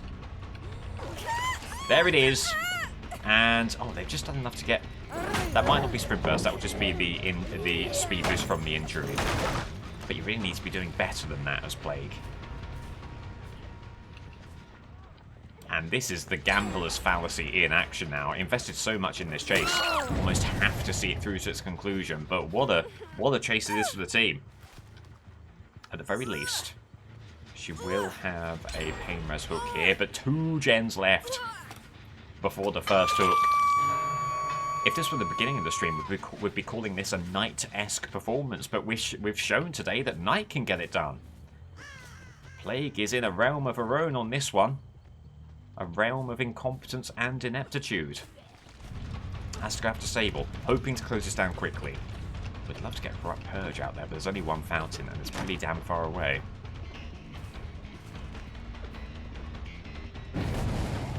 Have it there. They're going all in on the window. Big mistake. Big mistake, and Plague able to counter it. So, back in the hooks is Plague. But as a mulligan goes, this is a pretty substantial one. Giving away 3 hooks. Sorry, 3 gens before even getting in on the hooks. It's no good. It's a tough start. And the Myers camp feeling buoyant from this early exchange. Myers, who is not infallible here, by the way. Still getting used to a new playstyle after the rework, the dash-based mechanics that he has. Still, 2 hook stages simply is not going to get it done. But the game not over. This is another cleanse at this fountain. Where do they go? Do you see the scratch marks? No, very confusing, very surprising. Is Corrupt entirely going to waste if she can't find someone soon?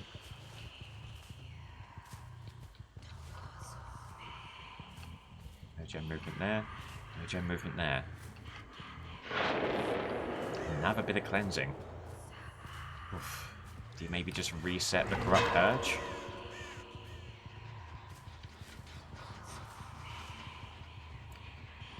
And now the team are just able to play things as slowly as they like. They have this sensational lead.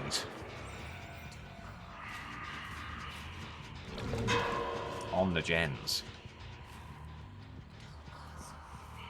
They don't need to risk anything in progressing them. They can just wait in the wings, force Plague away from the 3-gen, then do their business. You know, things are looking pretty grim. You're relying on mistakes from the team at this point, and just... it seems like it's not a team that's going to make too many mistakes. There goes Shaq Gen. She's got to go there. She's got to get some kind of pressure on here. Got to get some kind of hooks out there.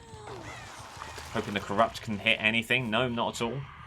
The tree's blocking her. They dropped the pallet. That might have been a mistake. Nope. The Corrupt Purge does not connect. This will. Trying to get to Shaq. And no joy. No joy with the Corrupt.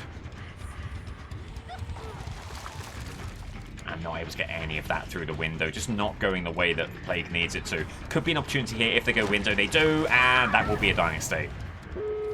But there goes the last gen. There's someone in basement. Hang on just a second. Hang on just a second. Someone in basement. Oh, they were able to flee the scene. That could have been a really good opportunity if it happened even a few seconds earlier. Okay. Back to Sable. It'll be the third hook. And there's still a chance of altruism here, particularly on a basement hook. This is where Plague can do some of her best business. So you have it, down in the basement. Probably want to be infecting. Just to make the unhook as tough as possible. Or more to the point, the escape from the basement as tough as possible. And there's Maria. Okay, trying to slide in behind the Plague here. Plague turns around, sees him. Wanna disrupt the unhook here. And just able to do so. Sufficiently to hold on. Protection hit here. Okay. Get some infection out there. This is honestly close to ideal. You want multiple people running interference. However, are they going to get away here? You need Corrupt. Because they're going to get to the gate. The only hope for Plague is that you can connect with some alley-oop Corrupt Purge on the line. Not going to happen. They're both gone. Fung has done exceptionally well to take that aggro. Oh. And Maria just using point tech to crawl out. 3 hooks. This is rotten. Truly rotten stuff for Plague. Talk about decay. Her chances of staying in this tournament are decaying with performances like this. Fun cures the fountain here. No real need to. Just rubbing salt into the wound at this point. And she's gone, and all that's left is Sable. And they've gone to 3 hooks to her name. Another gnome either. David is out there. Injured, broken. So with undetectability, we might be feeling very good about this. There we go. What a start. What a start that is. Oh, and there's someone right there as well. And they vaulted. So let's vault after them. Okay, so sprint bursting away. Presumably. I mean, what a start it is. Get some stalk out there. Double up. There you go. Why not? Why not take this chase and then lose this chase? For the benefit of play with your food. Get some more stalk out there. Oh, you got Evil Incarnate mode. Why not send it?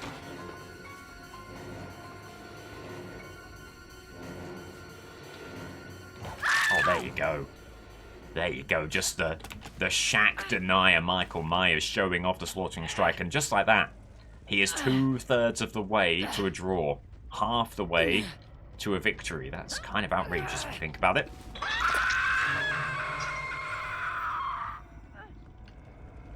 And that's what he can do. And that's what his power is these days. And he still has another opportunity. If he can find someone. And that might be David up ahead. Here it is. Can the lunge get it done? Not quite. Not quite. Go pursuer mode here against No Mither Gamer. No doubt about it. As they'll pivot window. Good play. Ooh, well played. Really didn't expect them to go for the window again there. Pivoting back to the pallet and... Oh, very, very, very close. On some servers you get given that. Not on this one. Do you have Bloodlust for what it's worth? The only thing you want to do is deny them the window. That's very strong from Dave, though. Kept where he needed to be. Bamboozle here. to this window. Good little move. Honestly, very strong running from David, but Maya's doing what he needs to.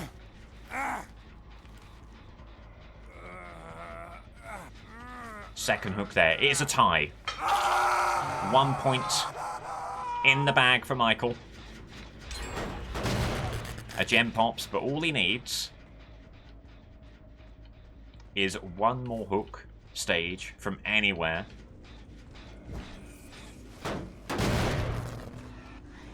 And he is going home with 3 points. It is game over for those who bet for Plague. And if there's no one taking aggro here, it was a bit nasty, but you've got to offer something to Michael. Otherwise, why not just take the easiest chase known to man? David King, no mither. This is going to be tough. Could be dead hard. There it is. And that's so unfortunate. It could be adept for David King. Bit nasty, but it gets the job done. 4 hooks. Michael Myers has secured the victory. Now it's all about hook differential. Going for the stalk over here. There's Lara. Wants Evil Incarnate mode. Vaulting back again as Lara. And hold. There we go. Evil Incarnate mode. So they go window. Going around here, but that is very lungeable for Michael. And that is even more so.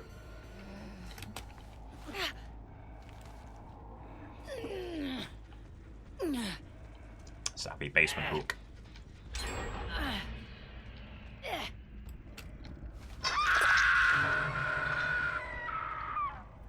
Okay, and over to Quentin and over to Yuri. Gem pops over here.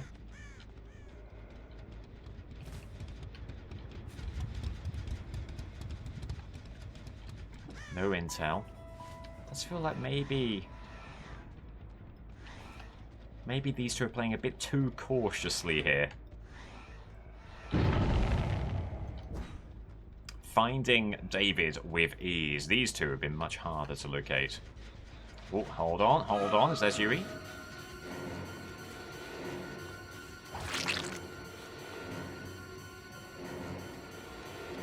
And now Calm Spirit makes a lot of sense with how little aggro they've taken. Saw them coming back, but didn't quite act quickly enough to avoid the stun. Yeah, Calm Spirit, Lucky Break. It all makes sense now as to why Myers kept on finding David, kept on finding Lara. You can play stealthily, that's completely okay, but you've got to remember you're going to put your team in a tough spot. You know, load-bearing members of the team when it comes to aggro. So there is some movement here. Bamboozle on Shaq.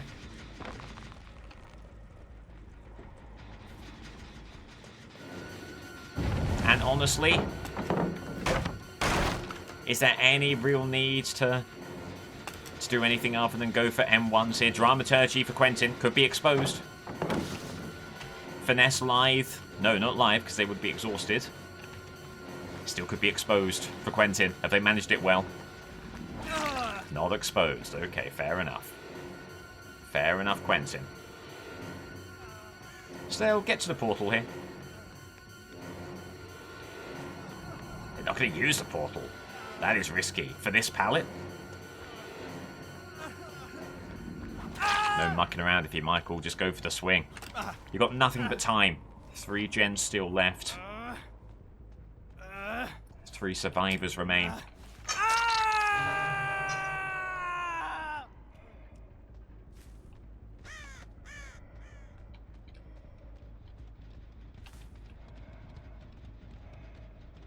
And once again, all eyes turn to Hatch.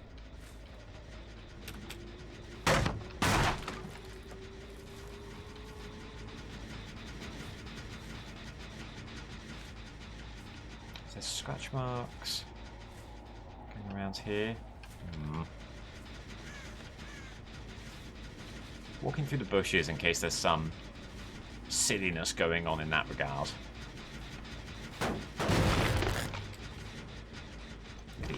stalker mode here would maybe illuminate whoever's left to you.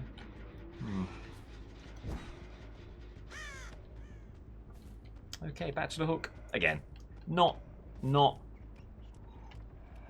fretting too much about this.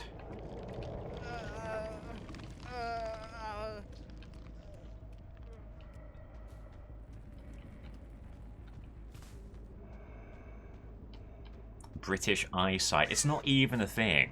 There's British teeth. And there's British uninspired cuisine. British eyesight isn't anything.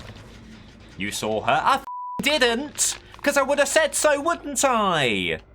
Wouldn't I have? If I'd seen her, clearly I didn't. Use precise language. I missed her. Alright? I missed her. I didn't see her, because if I saw her, I would have gone after her. Hello, Quentin. Sorry, a rare breaker character there, but chat needed telling. As Myers gets another hook, it'll be a 2-survivor situation.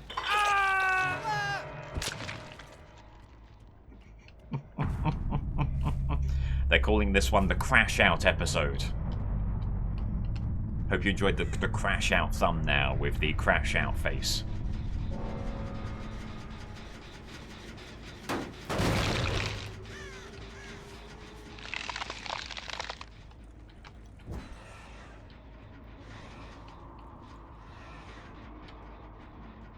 Okay, we're all agreed that there's no one here. Michael doesn't see anyone, so he's moving on.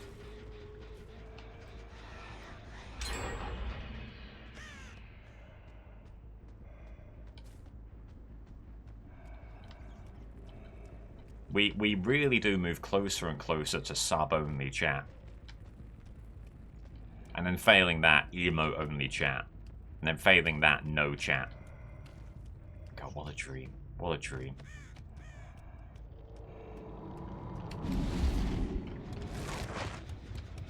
Okay. Honestly, I mean, they're keeping it interesting. They've once again got... No, they haven't got back on this yet. They're still regressing. Okay.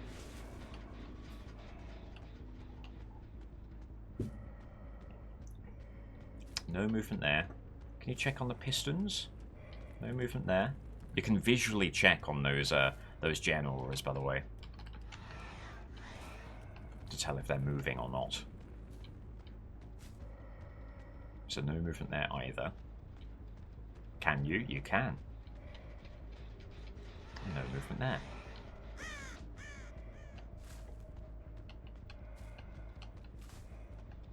How? You look at it. And you see it. Aha, there we go. Finally found Lara. They're still walking in spite of us being literally on them. Sprint burst, presumably. There they go. But you got Evil Incarnate mode. Okay. Okay, bringing this to a close. And remember, hook differential, still a very important thing.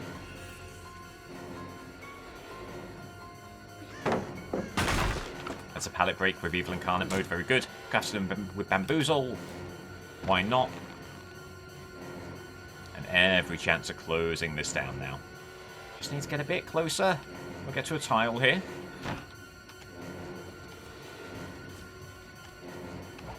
Not quite the play that you needed there for Michael. Get the vault, get Bamboozle.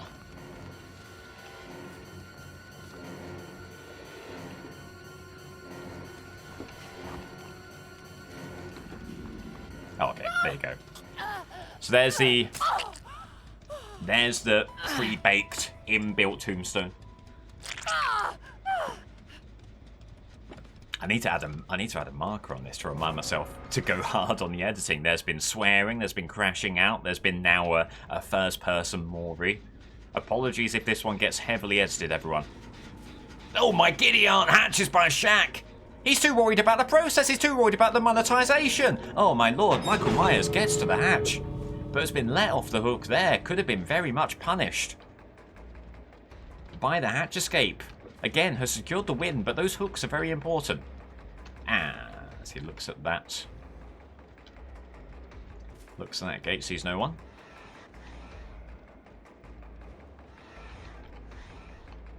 Using the stalk now.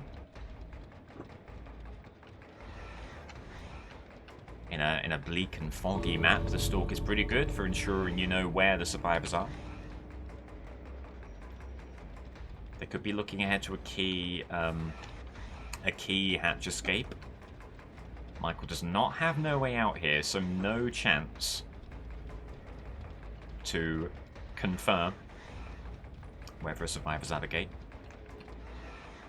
It is Borgo. It is very, very tough maps. Sorry, very tough gates.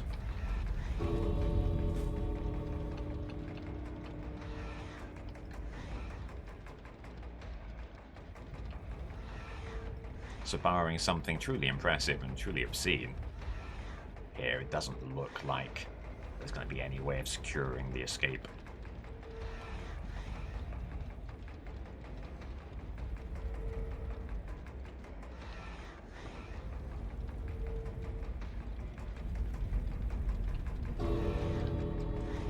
And at this point, is there even time to get the gates? Maybe if it's sole survivor, if it's wake up. Failing that.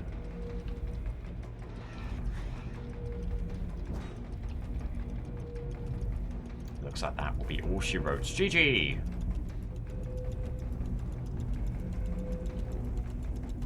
GG, unless they did perfectly time it on this gate.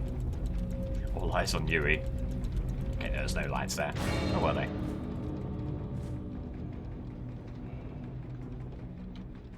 Oh, calm spirit. We will never know. We will never know where they were. A very, very simple win there for Myers. Didn't need all 12 hook states, but gets it. And that will put him finally in the win column. 4 points to his name. Plague suffers a dismal loss. Only 3 hooks there. Unknown versus Legion. Alright. Unknown in Crotus Pren in the Carnival.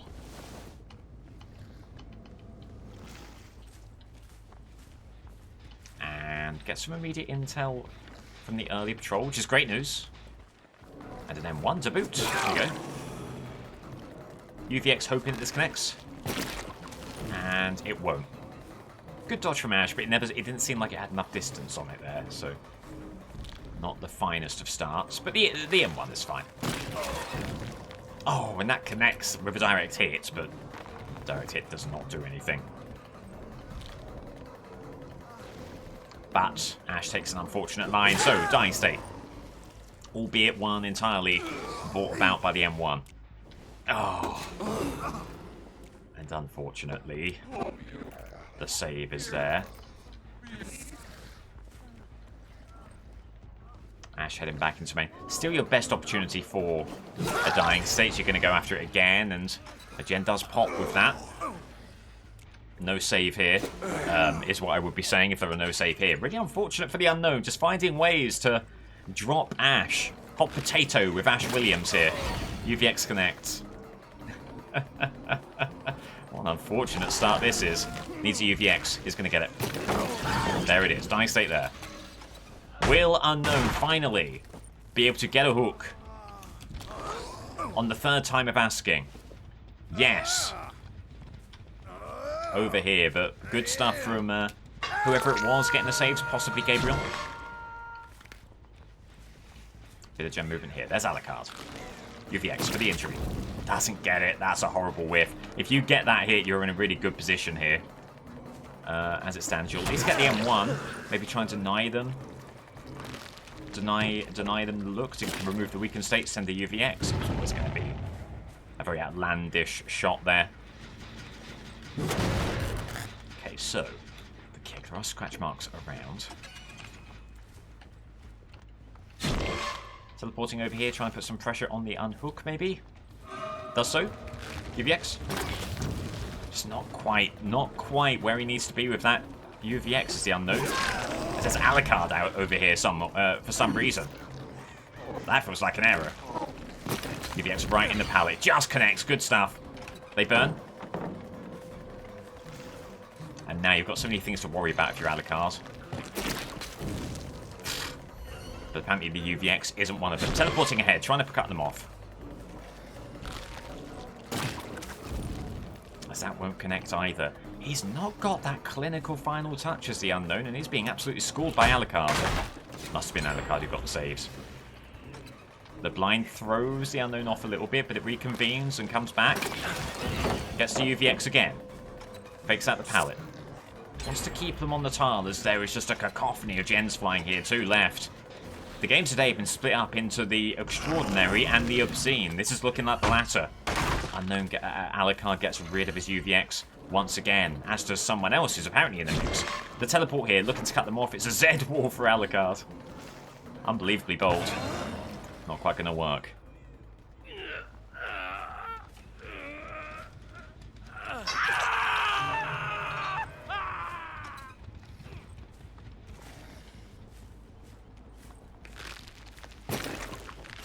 Great UVX. Needs a little bit more of that. Does Unknown. Alucard living rent-free. Almost said Alucard again. Mastermind, just the latest in a series of unfortunate events for this customer. Does at least get Pop Goes a Weasel out there.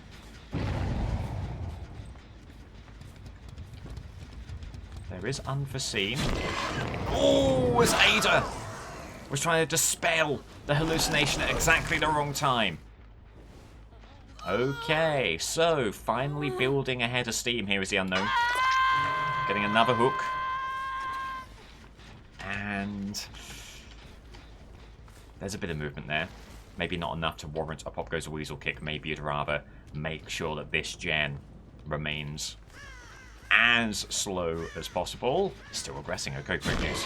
Not the most important teleport of all time. Is there movement on this gen? Get a UVX out there. There is Alucard on this gen.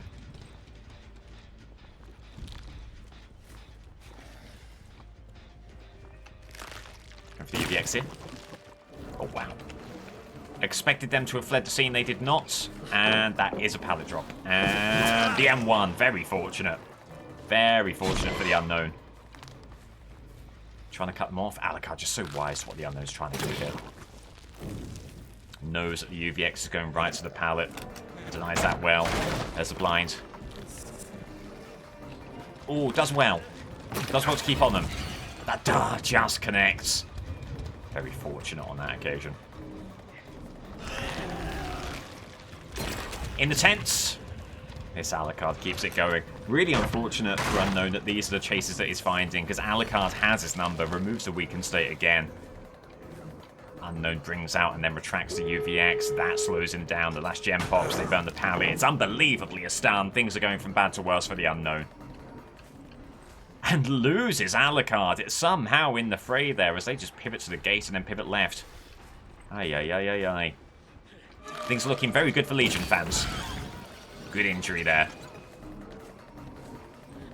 And Ada will go on hook. So, something to build off of here for the Unknown, remember? Legion is not a dominant force. Every hook counts for the Unknown. As Gabriel tries for another save, not able to get it. And is hanging around here. There's the M1. Well, well, well. Just a second now. Just a second. Because if that connects, as Alucard moves in for the save, it'll be a trade. It's a trade you're delighted to have. You could go after Ada here. Ada repeatedly has not been one of the stronger loopers. Runs right into the teleport, but they still had endurance. There must not have been too much longer left on their endurance there. You know, Gabe is probably looking for a save. Are they hanging around here? In that corner where they were before? No? Okay.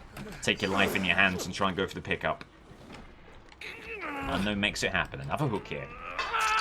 So just slowly but surely creeping into the margins of respectability with these hooks. Was looking down the barrel of a 2-hook stage game. Now it's looking like a 5. If there's more altruism, a chance... We've dodged that. A chance to make it 6, 7. All of a sudden you're beginning to ask a question of Legion. Ada moving in. Goes for the vault. Do they double back? They do not. Injury there. Right, absolutely a situation where you try and take chase here and hope that the rest of the team aren't ready to come in for the save. But you imagine with a team as coordinated as this, they will. And there's the unhook. And Ada is just too far away. Get the EVX out there. It connects. Head back. Your hope has to be that they're trying to move the gate on the right. It seems unlikely. Yeah, they're heading back to the other gate. And you've used your teleports. You can't get back there quickly enough. You're hoping for an alley-oop on Ada. And it really is that simple. Oh, and you get the connection on Gabe. And they're healing up. They're all there. GG. 5 hook stages for the unknown. One to forget. Legion. In Hawkins. 5 hooks to beat. Very beatable, but this is a tough map. And a team worth their salt can do some good stuff against Legion here. So it's not over. Not by any stretch. Gonna go Frenzy immediately. Maybe get a really important pallet out of there. No, they're not gonna burn God pallet that early against Legion. Makes a lot of sense. As there's a hit. And no one nearby. Making the decision to try and secure the dying state was a good decision for Legion. No killer instinct. Well, then say hello to your first dying state and your first hook. Looking for pain res. And some tough pain res spawns there. So just going to have to take the normal hook and move on. Not Hawkins. Apologies. Larry's. Forgive me. I'm coming to the end of today's World Cup games. And the brain is... you know, physically there. Is it firing on all neurons? You know, it's up for argument. It's up for debate. Gem movement. Whereabouts? Over here. Early frenzy. Is the frenzy too early? They're saying that the frenzy might have been way too early. Running around at nothing. Seeing no one. Finding no one. All for the bluster signifying nothing. And that'll be a wasted frenzy. No matter. Find another gen over here. Ooh, finesse. They double back. And at this point, you may as well hold off. As I go for the blind. Oh. Right, hang on. We're sticking here.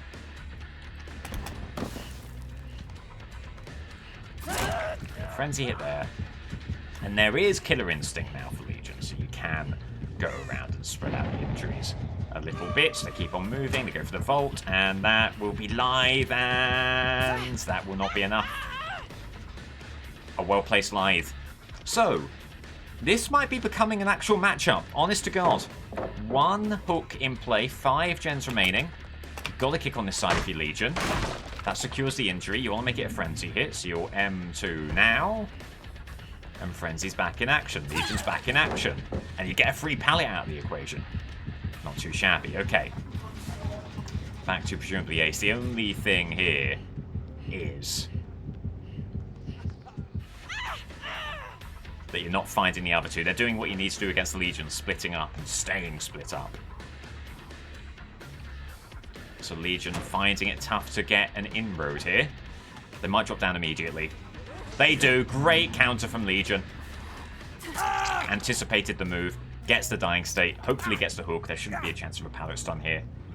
And this is where all the pain res hooks are. So, some gem regression. And maybe even before gem pops. Yes, indeed. Okay. Absolutely massive. Right, so pain res actually pops there. That leaves this gen and this gen still moving. So, Legion puts a stop to this. Heads over here. And in spite of some very lengthy chases, and in spite of discordance all the way over there, things are looking up. Fog Veil probably used to hide the fact that someone's moving in for the save. However, Legion not able to find them if that is the case. And in that situation, oh, never mind. Now they move in. Oh, there were scratch marks, but the frenzy loses them. And they double back. Okay. Well, at this stage, you know, you'd love to get another hook state out of ace here. There was a Rick Grimes pallet there. Felix burns it. Probably not a good call against Legion in any case. And that'll be another dying state for Felix.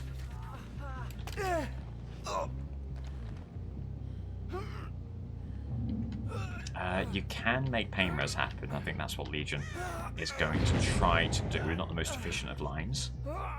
But most importantly, that will be hook 3. Hook 3 with 4 gens remaining. Pretty good. Remembering, of course, that the magic total is 6 hooks. Anything beyond that would be great. But for those vital 3 points, 6 hooks is what Legion needs. Just short a second stage for ace. That would have been fantastic. But alas, it is what it is. Okay, on V. First time seeing V. And no one else around. Take that extra hit, move around. We want to get them to burn on that side. They do. Oopsie daisy. Almost a carbon copy of the fake out into the dead hard that we saw earlier, much earlier on Swamp, but on this occasion, no dead hard. Just ignominy for V, unfortunately. Okay, 4 hooks in play, 4 gens remaining. That's pain res. That keeps the gens regressing. Ace for Sconti up ahead. Feral Frenzy to close the gap. To maybe get some intel on the other survivors. Could be a pallet drop coming up here. There it is. Well done. Well done in all sincerity. To get the hit there. Another hit over here and then pivoting back. Because if you can get over to Ace before they get to the unhook, which is very unlikely actually.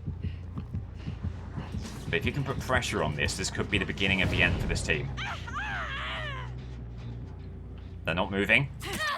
Have they given up? Oh, you can't risk a situation like that against Legion. They've got sprint burst. They get more distance than you might imagine, but still, I mean, that's a play you're always going to try and take advantage of.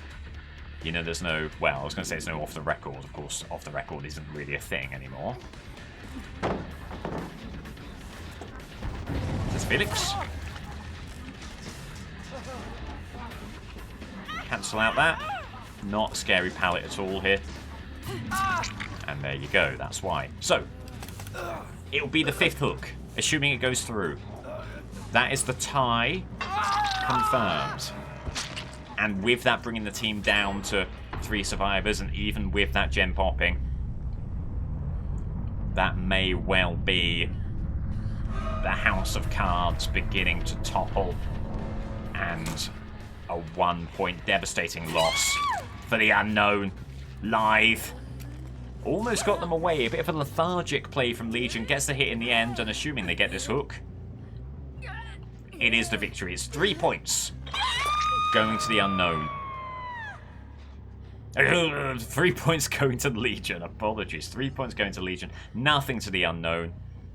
Keeps Legion very firmly in the race, and that is going to be very, very tough. A very tough hole to climb out of for the Unknown.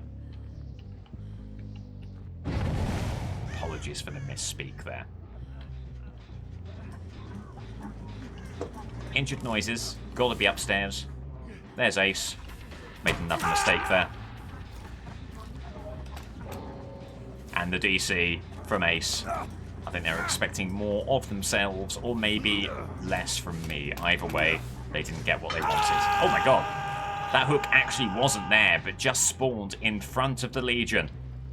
Again, it's as if the DBD gods themselves are trying to hand the win, albeit, you know, a bit late. The win has already been secured. The unhook. Why not go after the bot here? Why not make it a 2 survivor situation?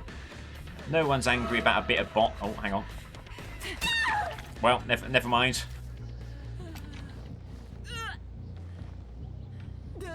If a dying state is served up on a plate like that, you're absolutely going to take it.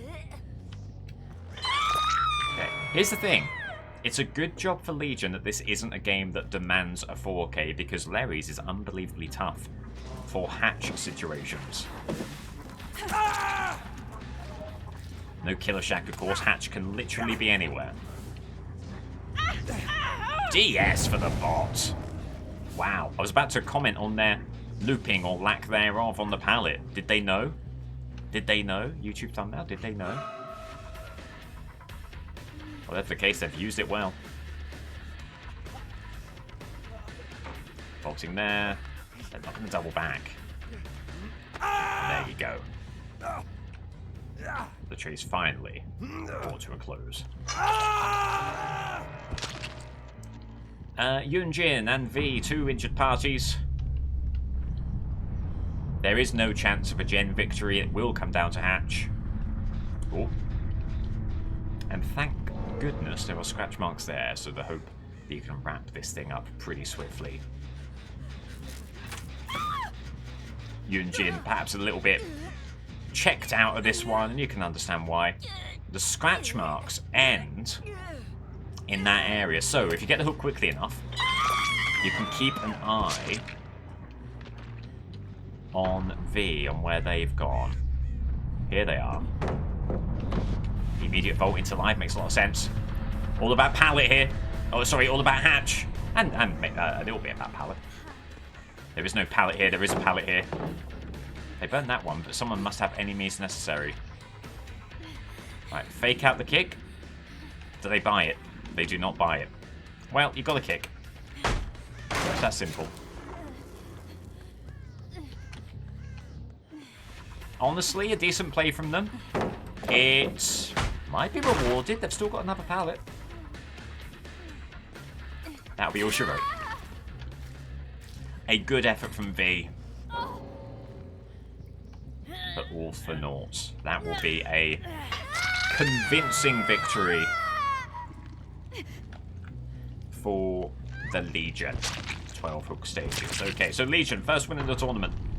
24 hooks and 4 points. Unknown has won, has drawn, and has now lost. They were perfect up to that point. You wouldn't know it from that performance. 29 hooks total. Let's sort Group C. Myers on top with the greater hook differential on 4 points over Unknown, who has 29 hooks and 4 points.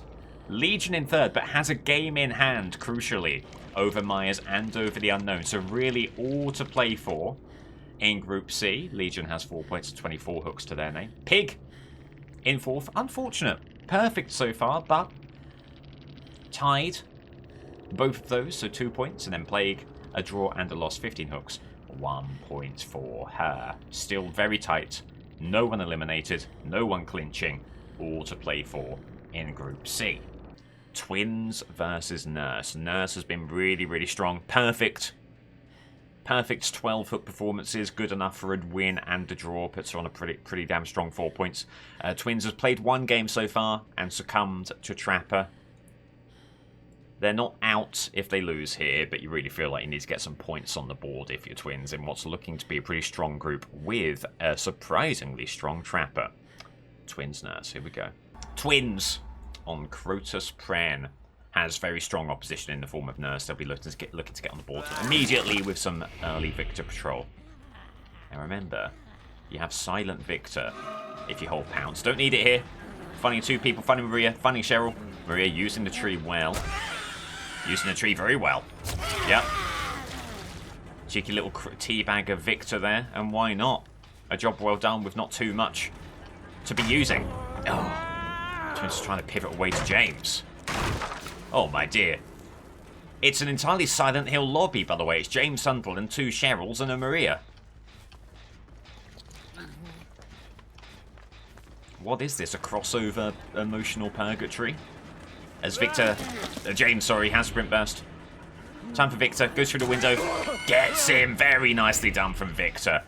Victor, a very changeable fellow. Doesn't always get the goods, but lands very nicely on that occasion. Needs a dying state here, just Twins. Needs a dying state. As they go window, do they come back? Oh, thinking about it. Well played from James, and this just prolongs the chase for the Twins here. There's the vault. Charlotte just getting stuck on the window, on the wall. Should force a pallet burn here, because the window not available anymore.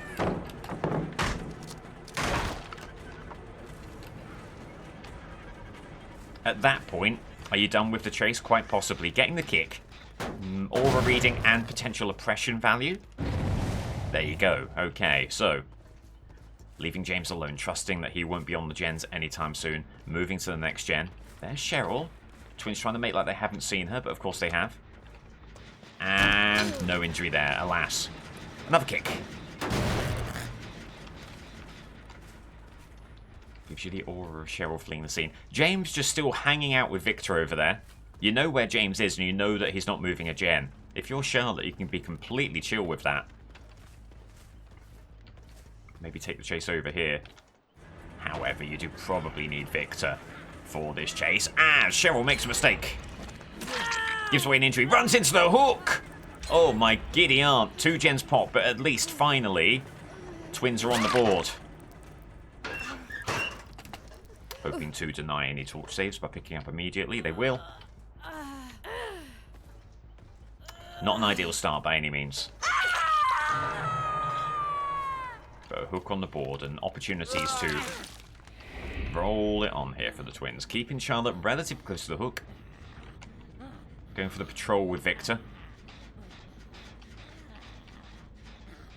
Oh, and they were right there. They'd already committed to leaving Victor. Maybe could have stayed. Oh. Very well done from Maria there. Took a really wide line on the window, which really sold the notion they weren't going to vote. But they pivoted back and managed a quick vote anyway. Very strong. Very, very strong. Not going to get Pop Goes the Weasel here, but it's not a massively important Pop Goes the Weasel situation anyway. You're more looking for oppression here. And there you go.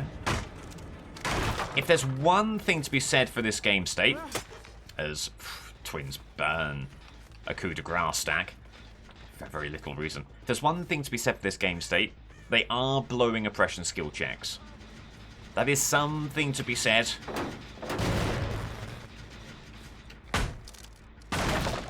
Snowtide doesn't get the aura reading. Fascinating. Fascinating. Hold on just a second. What could that have been? Did they immediately turn the corner here? The board will be keeping a very close eye on that because something felt weird about that. But anyway, Twins have got to keep on playing. Jen pops to the right. Maria over to Shaq. Ran on your left. Okay, there you go. All is clear.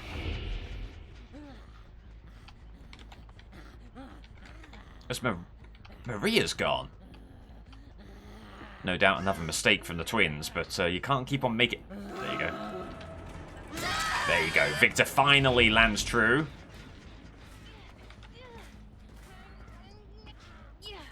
Going for another chase. And do they get back to the window? They'll want the window. Ah, well played. However, a slightly better line here for Charlotte. You can't make the quick vault happen. Probably not dead hard. It can't be dead hard, they've not been hooked. One gen game. It's a bit of a nightmare situation for Twins. Against a killer that you simply, against whom you cannot give an inch. And they're giving a mile with this performance. Got to get Victor back out there.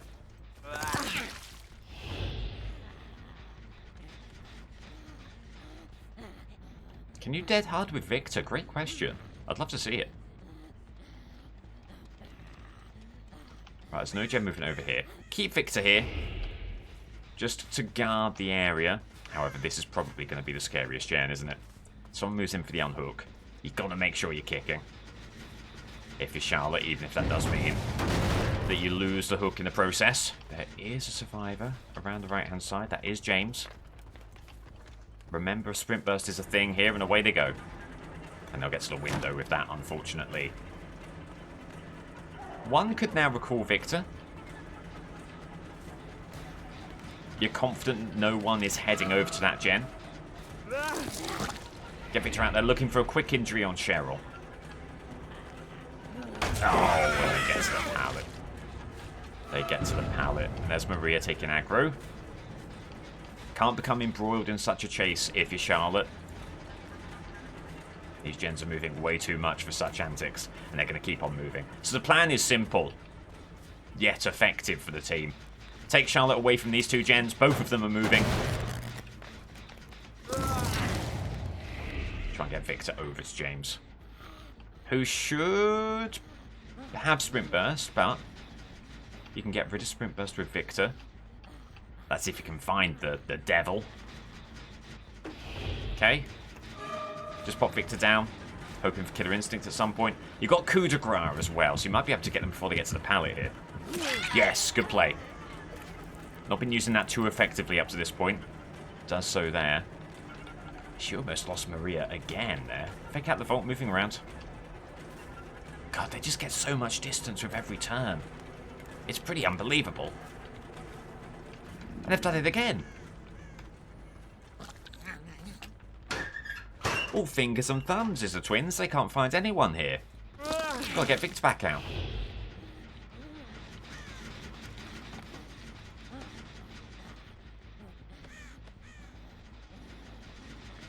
Over to the gen here. Hoping for any killer instinct. Getting the kick. Oh, injured party going down to the basement. Huge opportunity if they can find the entrance. If they can find the entrance. There it is. Massive. Nowhere to hide paying off in a huge way. Nowhere to hide's been countered in a huge way. Okay, keep on Maria here. Says Killer Instinct and the crushing of Victor.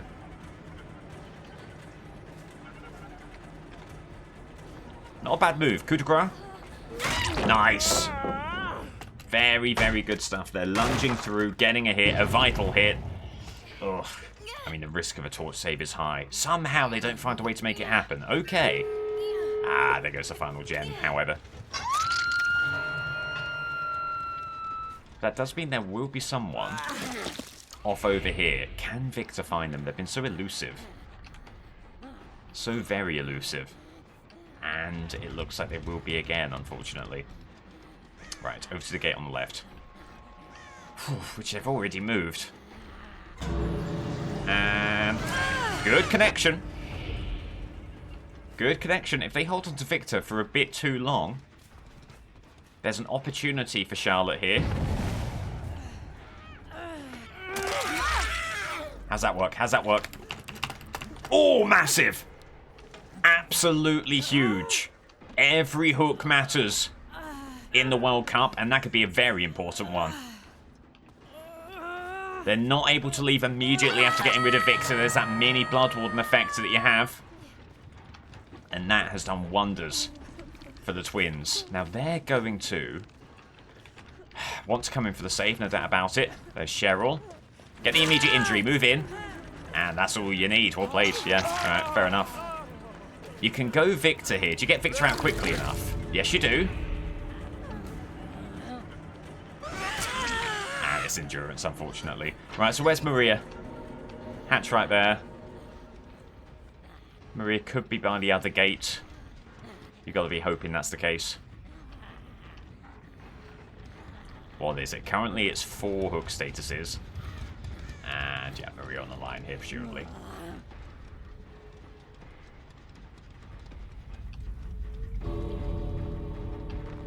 No.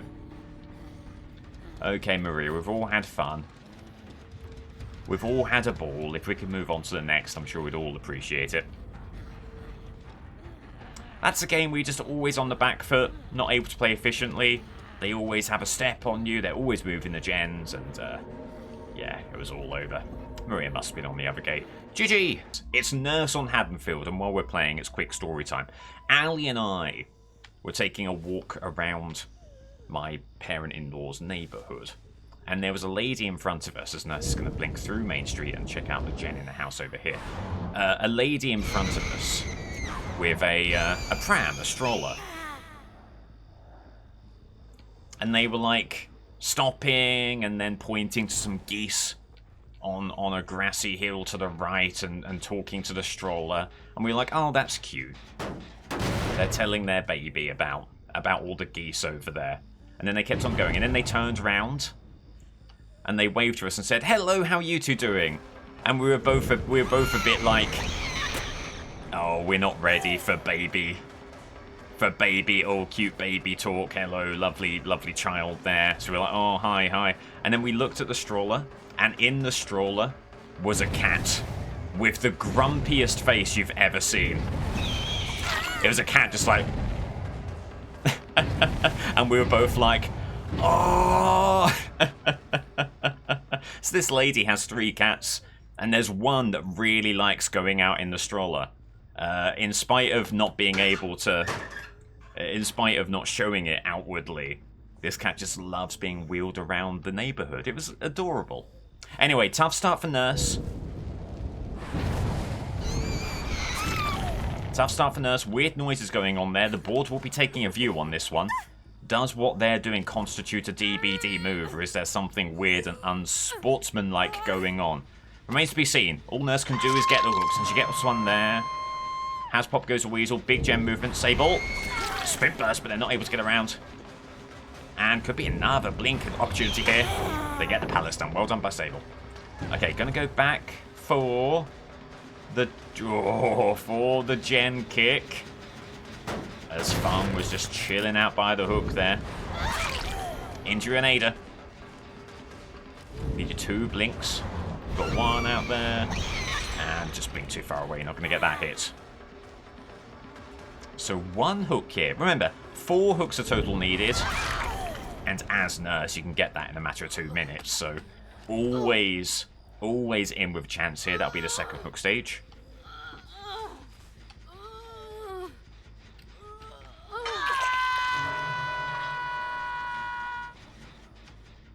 And then we went a little bit further down the road, and there was a very, very lovely golden retriever just standing in the front porch with its owner, who was very excited to see us, and we got to give pets and all that stuff. It was a lovely walk. It was a lovely time.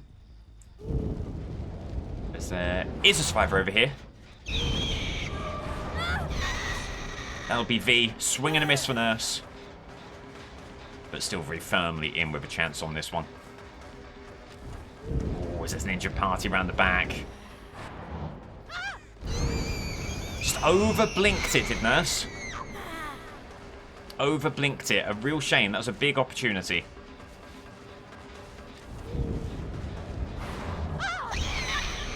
Oh, and only had 1 blink in the chamber. Blink's over. There you go. Dying state there.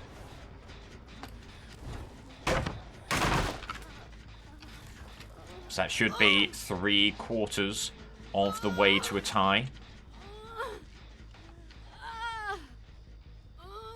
Well, you phrase it, but it sounded like the owner was excited to see you. I think they were excited that their dog was excited. Another gem pops. Nurse may be thanking her lucky stars that it is such an achievable total here, because this game has not gone perfectly.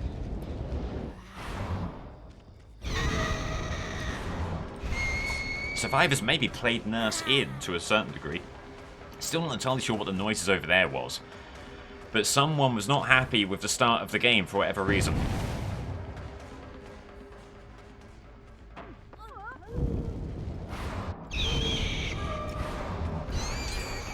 This V does well there. Bolts the window. Nurse not able to follow effectively. Another gem pops downstairs. Could this still be a close thing? The Nurse is just blinking here, there, and everywhere, not doing anything effective here.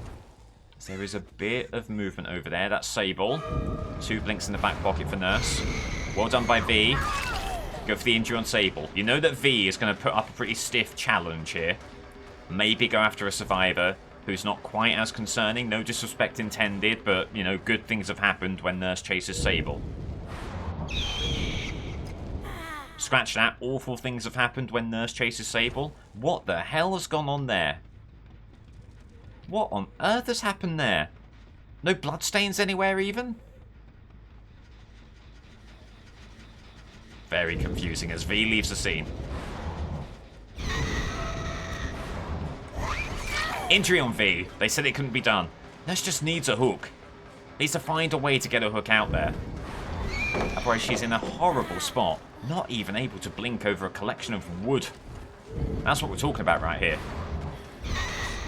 Not able to get that swing. Had another blink in the back pocket. Didn't feel confident enough to send it out there. 2 blinks there. Sending 1. And just lost them. Lost them entirely. These killers are off their game today just in regards to tracking. V makes a move now. Keeps on going. Great blink. Finally a dying state. It's a 1-gen game. But Nurse has at least sewn up the tie.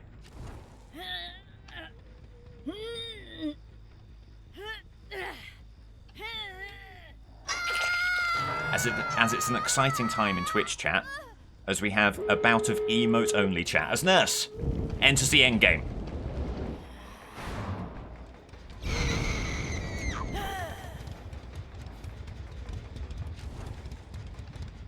needs a hook or needs to secure a hook state on the hook.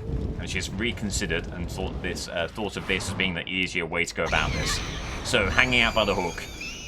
And it never should have come to this for Nurse. This felt like the easiest situation of all time. Still feeling good. Again, all you need is second hook state. All you need is to go through another hook state here and you're laughing.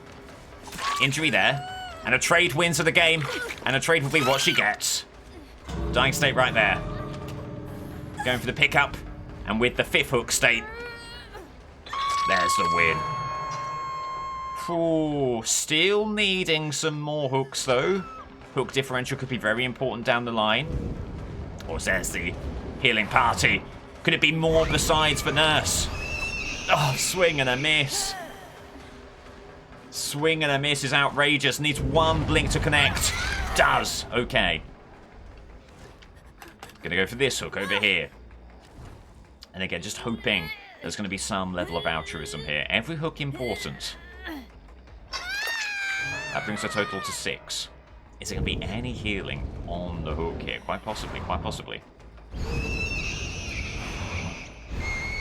As there's Sable. Not making a break directly for the gate. Instead, trying to move in for the save.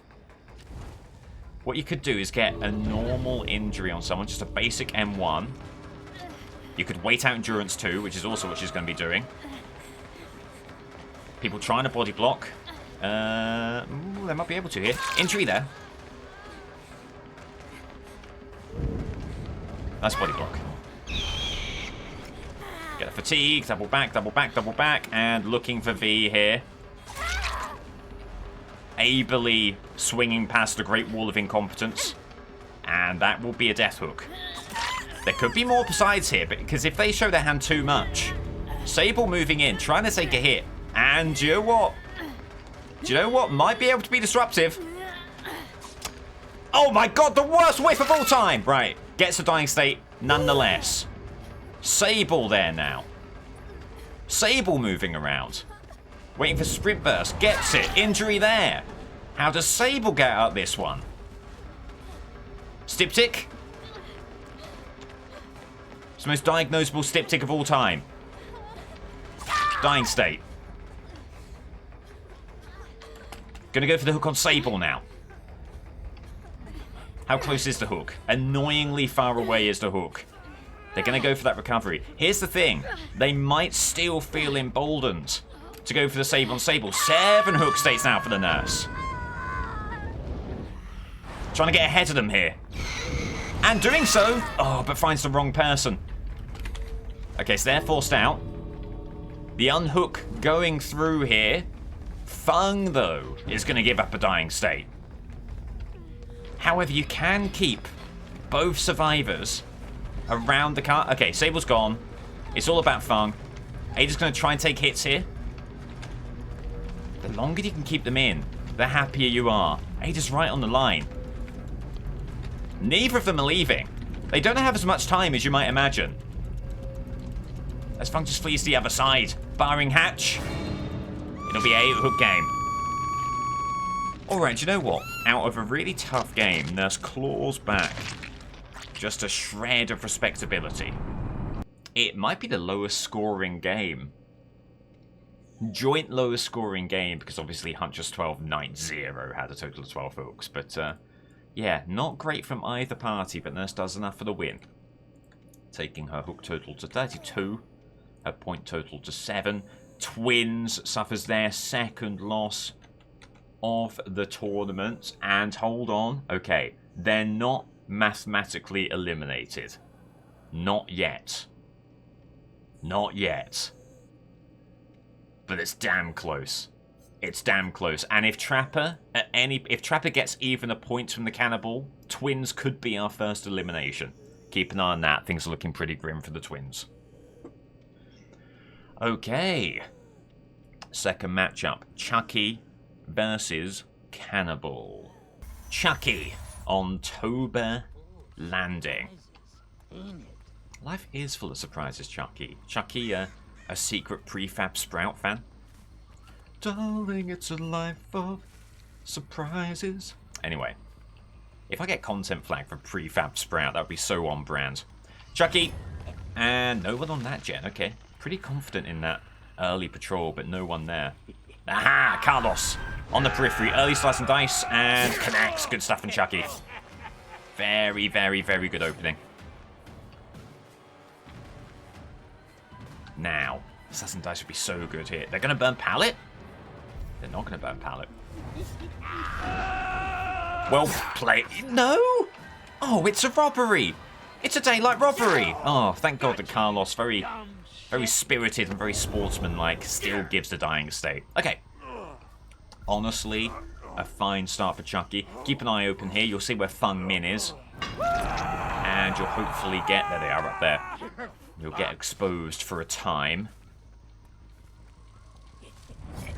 Maybe slice and dice, but you're going to exit this purely for the M1, purely for that exposed hit, or attempt at that exposed hit. Gem pops. And you've gone after the wrong person. You've gone after the wrong person if you're Chucky. Damn shame.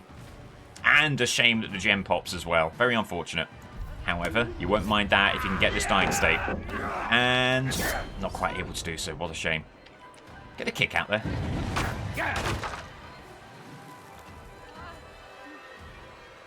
Unfortunate interaction. Whoa, what went on there? So what Lara's playing up with that one. I think they've given away a dying state. No windows here, just this ramp. Something for you, pisshead. Now be a hook. Second to the game. Come on. Boon right here. That action apparently enough to dispel the magic of the boon. Sometimes all it takes is a good kick. It's that simple. Not gonna waste Pop Goes Weasel on a gen such as that. This is a better use of it. Get it out there. And looking for a slice and dice hit. And just lost. Oh no, almost came around for the hit there. Very ambitious. Slice and dice doesn't quite connect. Would be great to get a hook here on Carlos and have that option of the early kill to put some pressure on. Good injury. Very good injury. Keeping aura reading is so good as well. Just gives you an inkling of what they're doing, and it seems like... Ah, never mind. It seemed like Carlos is going to head all the way back to that gem, but instead they're going to shack again. Could there be some big slice and dice window antics going on here? Okay, well countered by Carlos. There's your aura reading, and another gem pops. So maybe reasons to be a little bit fearful. If you're Chucky here, the gen's just moving that bit too quickly. They drop the pallet. They don't. Huge mistake. Huge mistake. You've really got to respect the long distance that Chucky can get with that ability. Hook here. It's Eruption on that gem, which has been a pressure point for some time.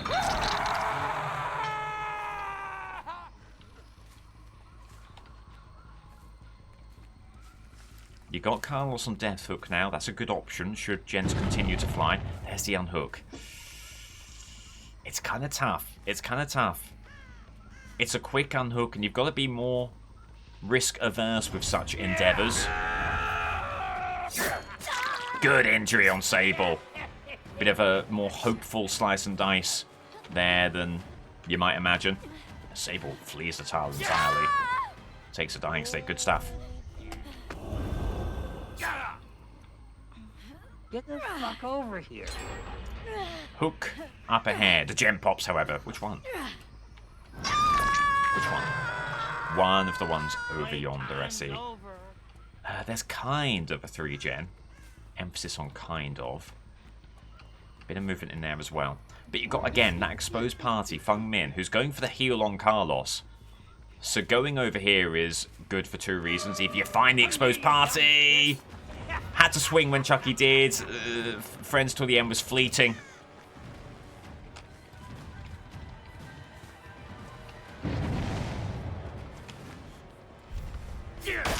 Oh, it was well played from Fung Min, but fortunate to still connect with the M1. Oh, what a slice and dice. He keeps on testing the range of that ability.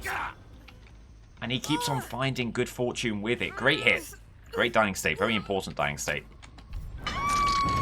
Allowing you to head back to Shack. Carlos could be on that gen. Worth considering. You know, there's a bit of movement here. Not too much there. That's fully regressed. How's this one looking? That's probably moving the most. Is it worth a kick? Yeah. Caught in two minds there. Hang on. You can still get a hit out of this if you keep an effective line. And send it. And just all lost at sea on that one. Right, the chase on Carlos now seems like a very good idea for Chucky. You need 3 survivors. As there are 2 people here, someone else hanging around. Not quite going to get a hit there, but hold on. Oh. Chucky actually missed the window. Was there a chance that he connects with that? If he swings through, perhaps. Could be an M2 here. What did Carlos do there? Just fled the scene entirely. Oh dear. Things might be falling apart here. And Cannibal has not had a great tournament, and historically has not had great tournaments. But you can't underestimate a guy like Cannibal. Carlos stopping, staring.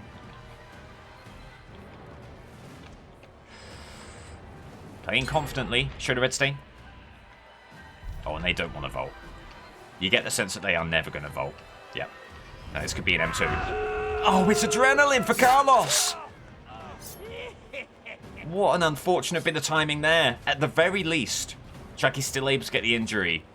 But my god, that was rotten.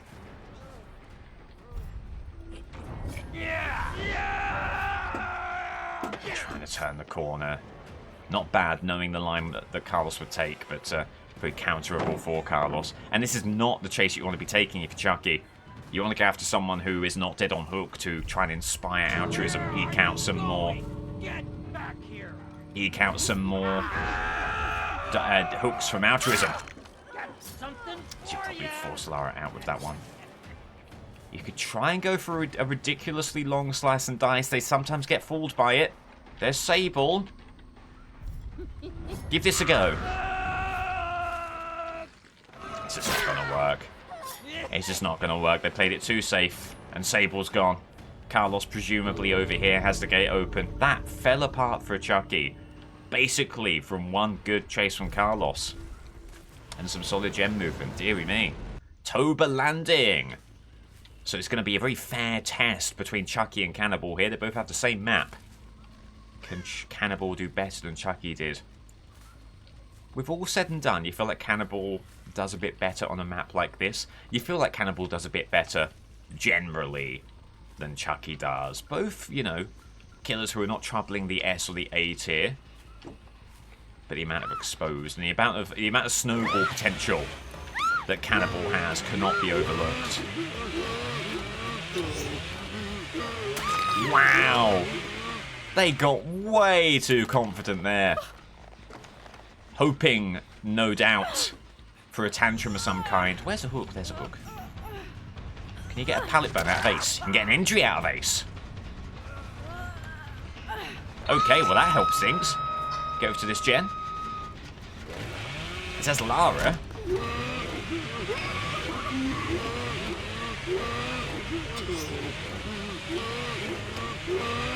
Alright. They actually went to a different tile entirely. A little bit embarrassing for Bubba there. Get a kick. You need Pop Goes a Weasel out there.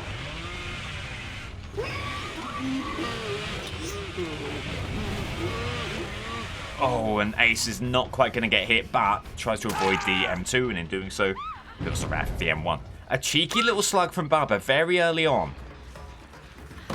Getting the endurance hit. Why not? As they shake their head, and that is not the way that you get Bubba off your tail.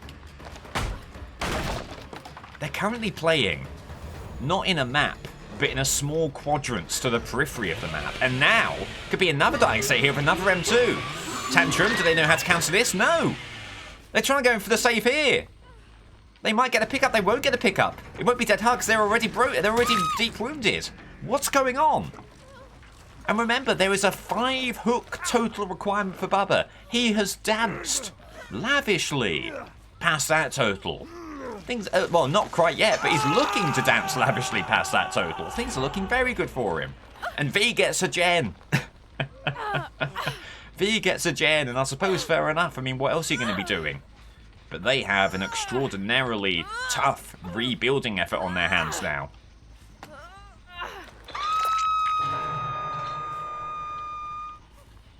Alright, as you are hoping to find...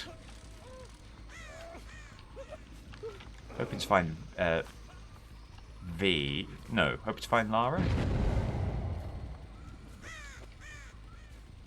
Okay, we've lost a dying state survivor, that's okay. The unhook over here. Double unhook, okay, so they've done what they needed to. You got the unhook, so never mind. You got the unhook then. Ace shaking his head. Endurance there as well. This is a team that needs to practice just a little bit of self-preservation. Bamboozle there, they're going for the blind, but Bamboozle counters it. Dying state right there. Hello. Okay.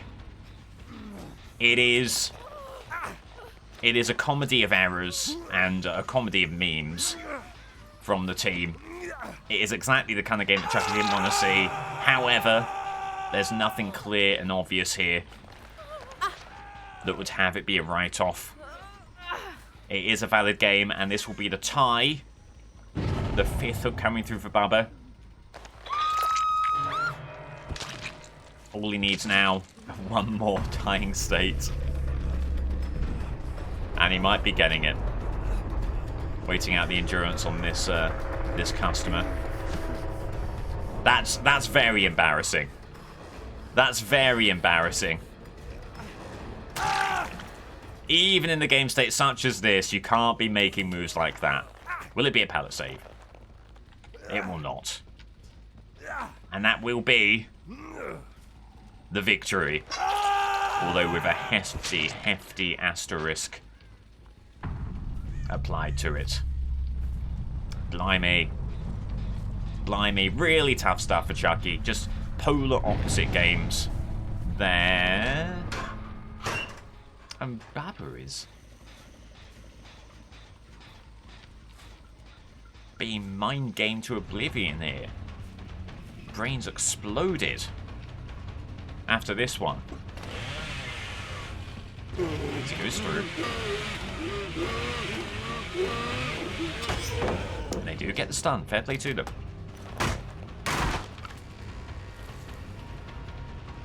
Clearly the game is over. Bubba's got the win. All that's left now is to clear up and see if you can deny Hatch. One.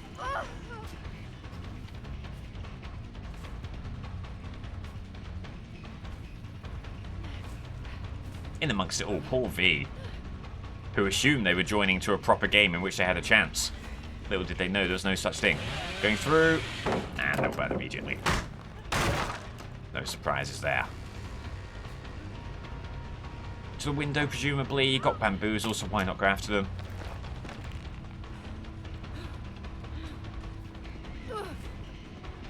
And they're not to know that the window no longer accessible. No dead Hargs had not been hooked. Dying state. Same map for both kills, kinda cool. It is, but that is the only similarity. These games could not be more diametrically opposed. And there's aura reading from Barbecue and Chili. V pivoting to the far corner. Early chainsaw from Bubba. Can he wrap this up right here, right now? Very ambitious chainsaw. And screwed up the timing. Probably for the best.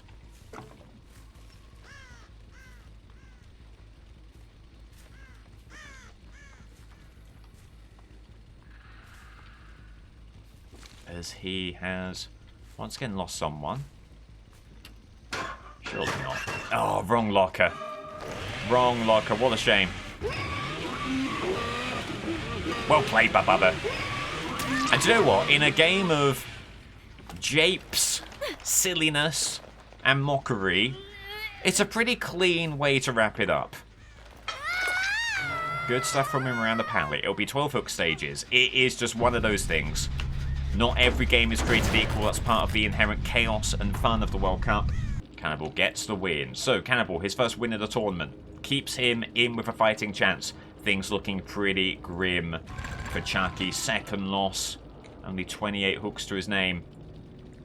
Down there on 1 point. Oh, hang on, everyone. Hang on, hang on, hang on. It's happened. And with that, tough luck loss. Chucky has only 1 further game to play.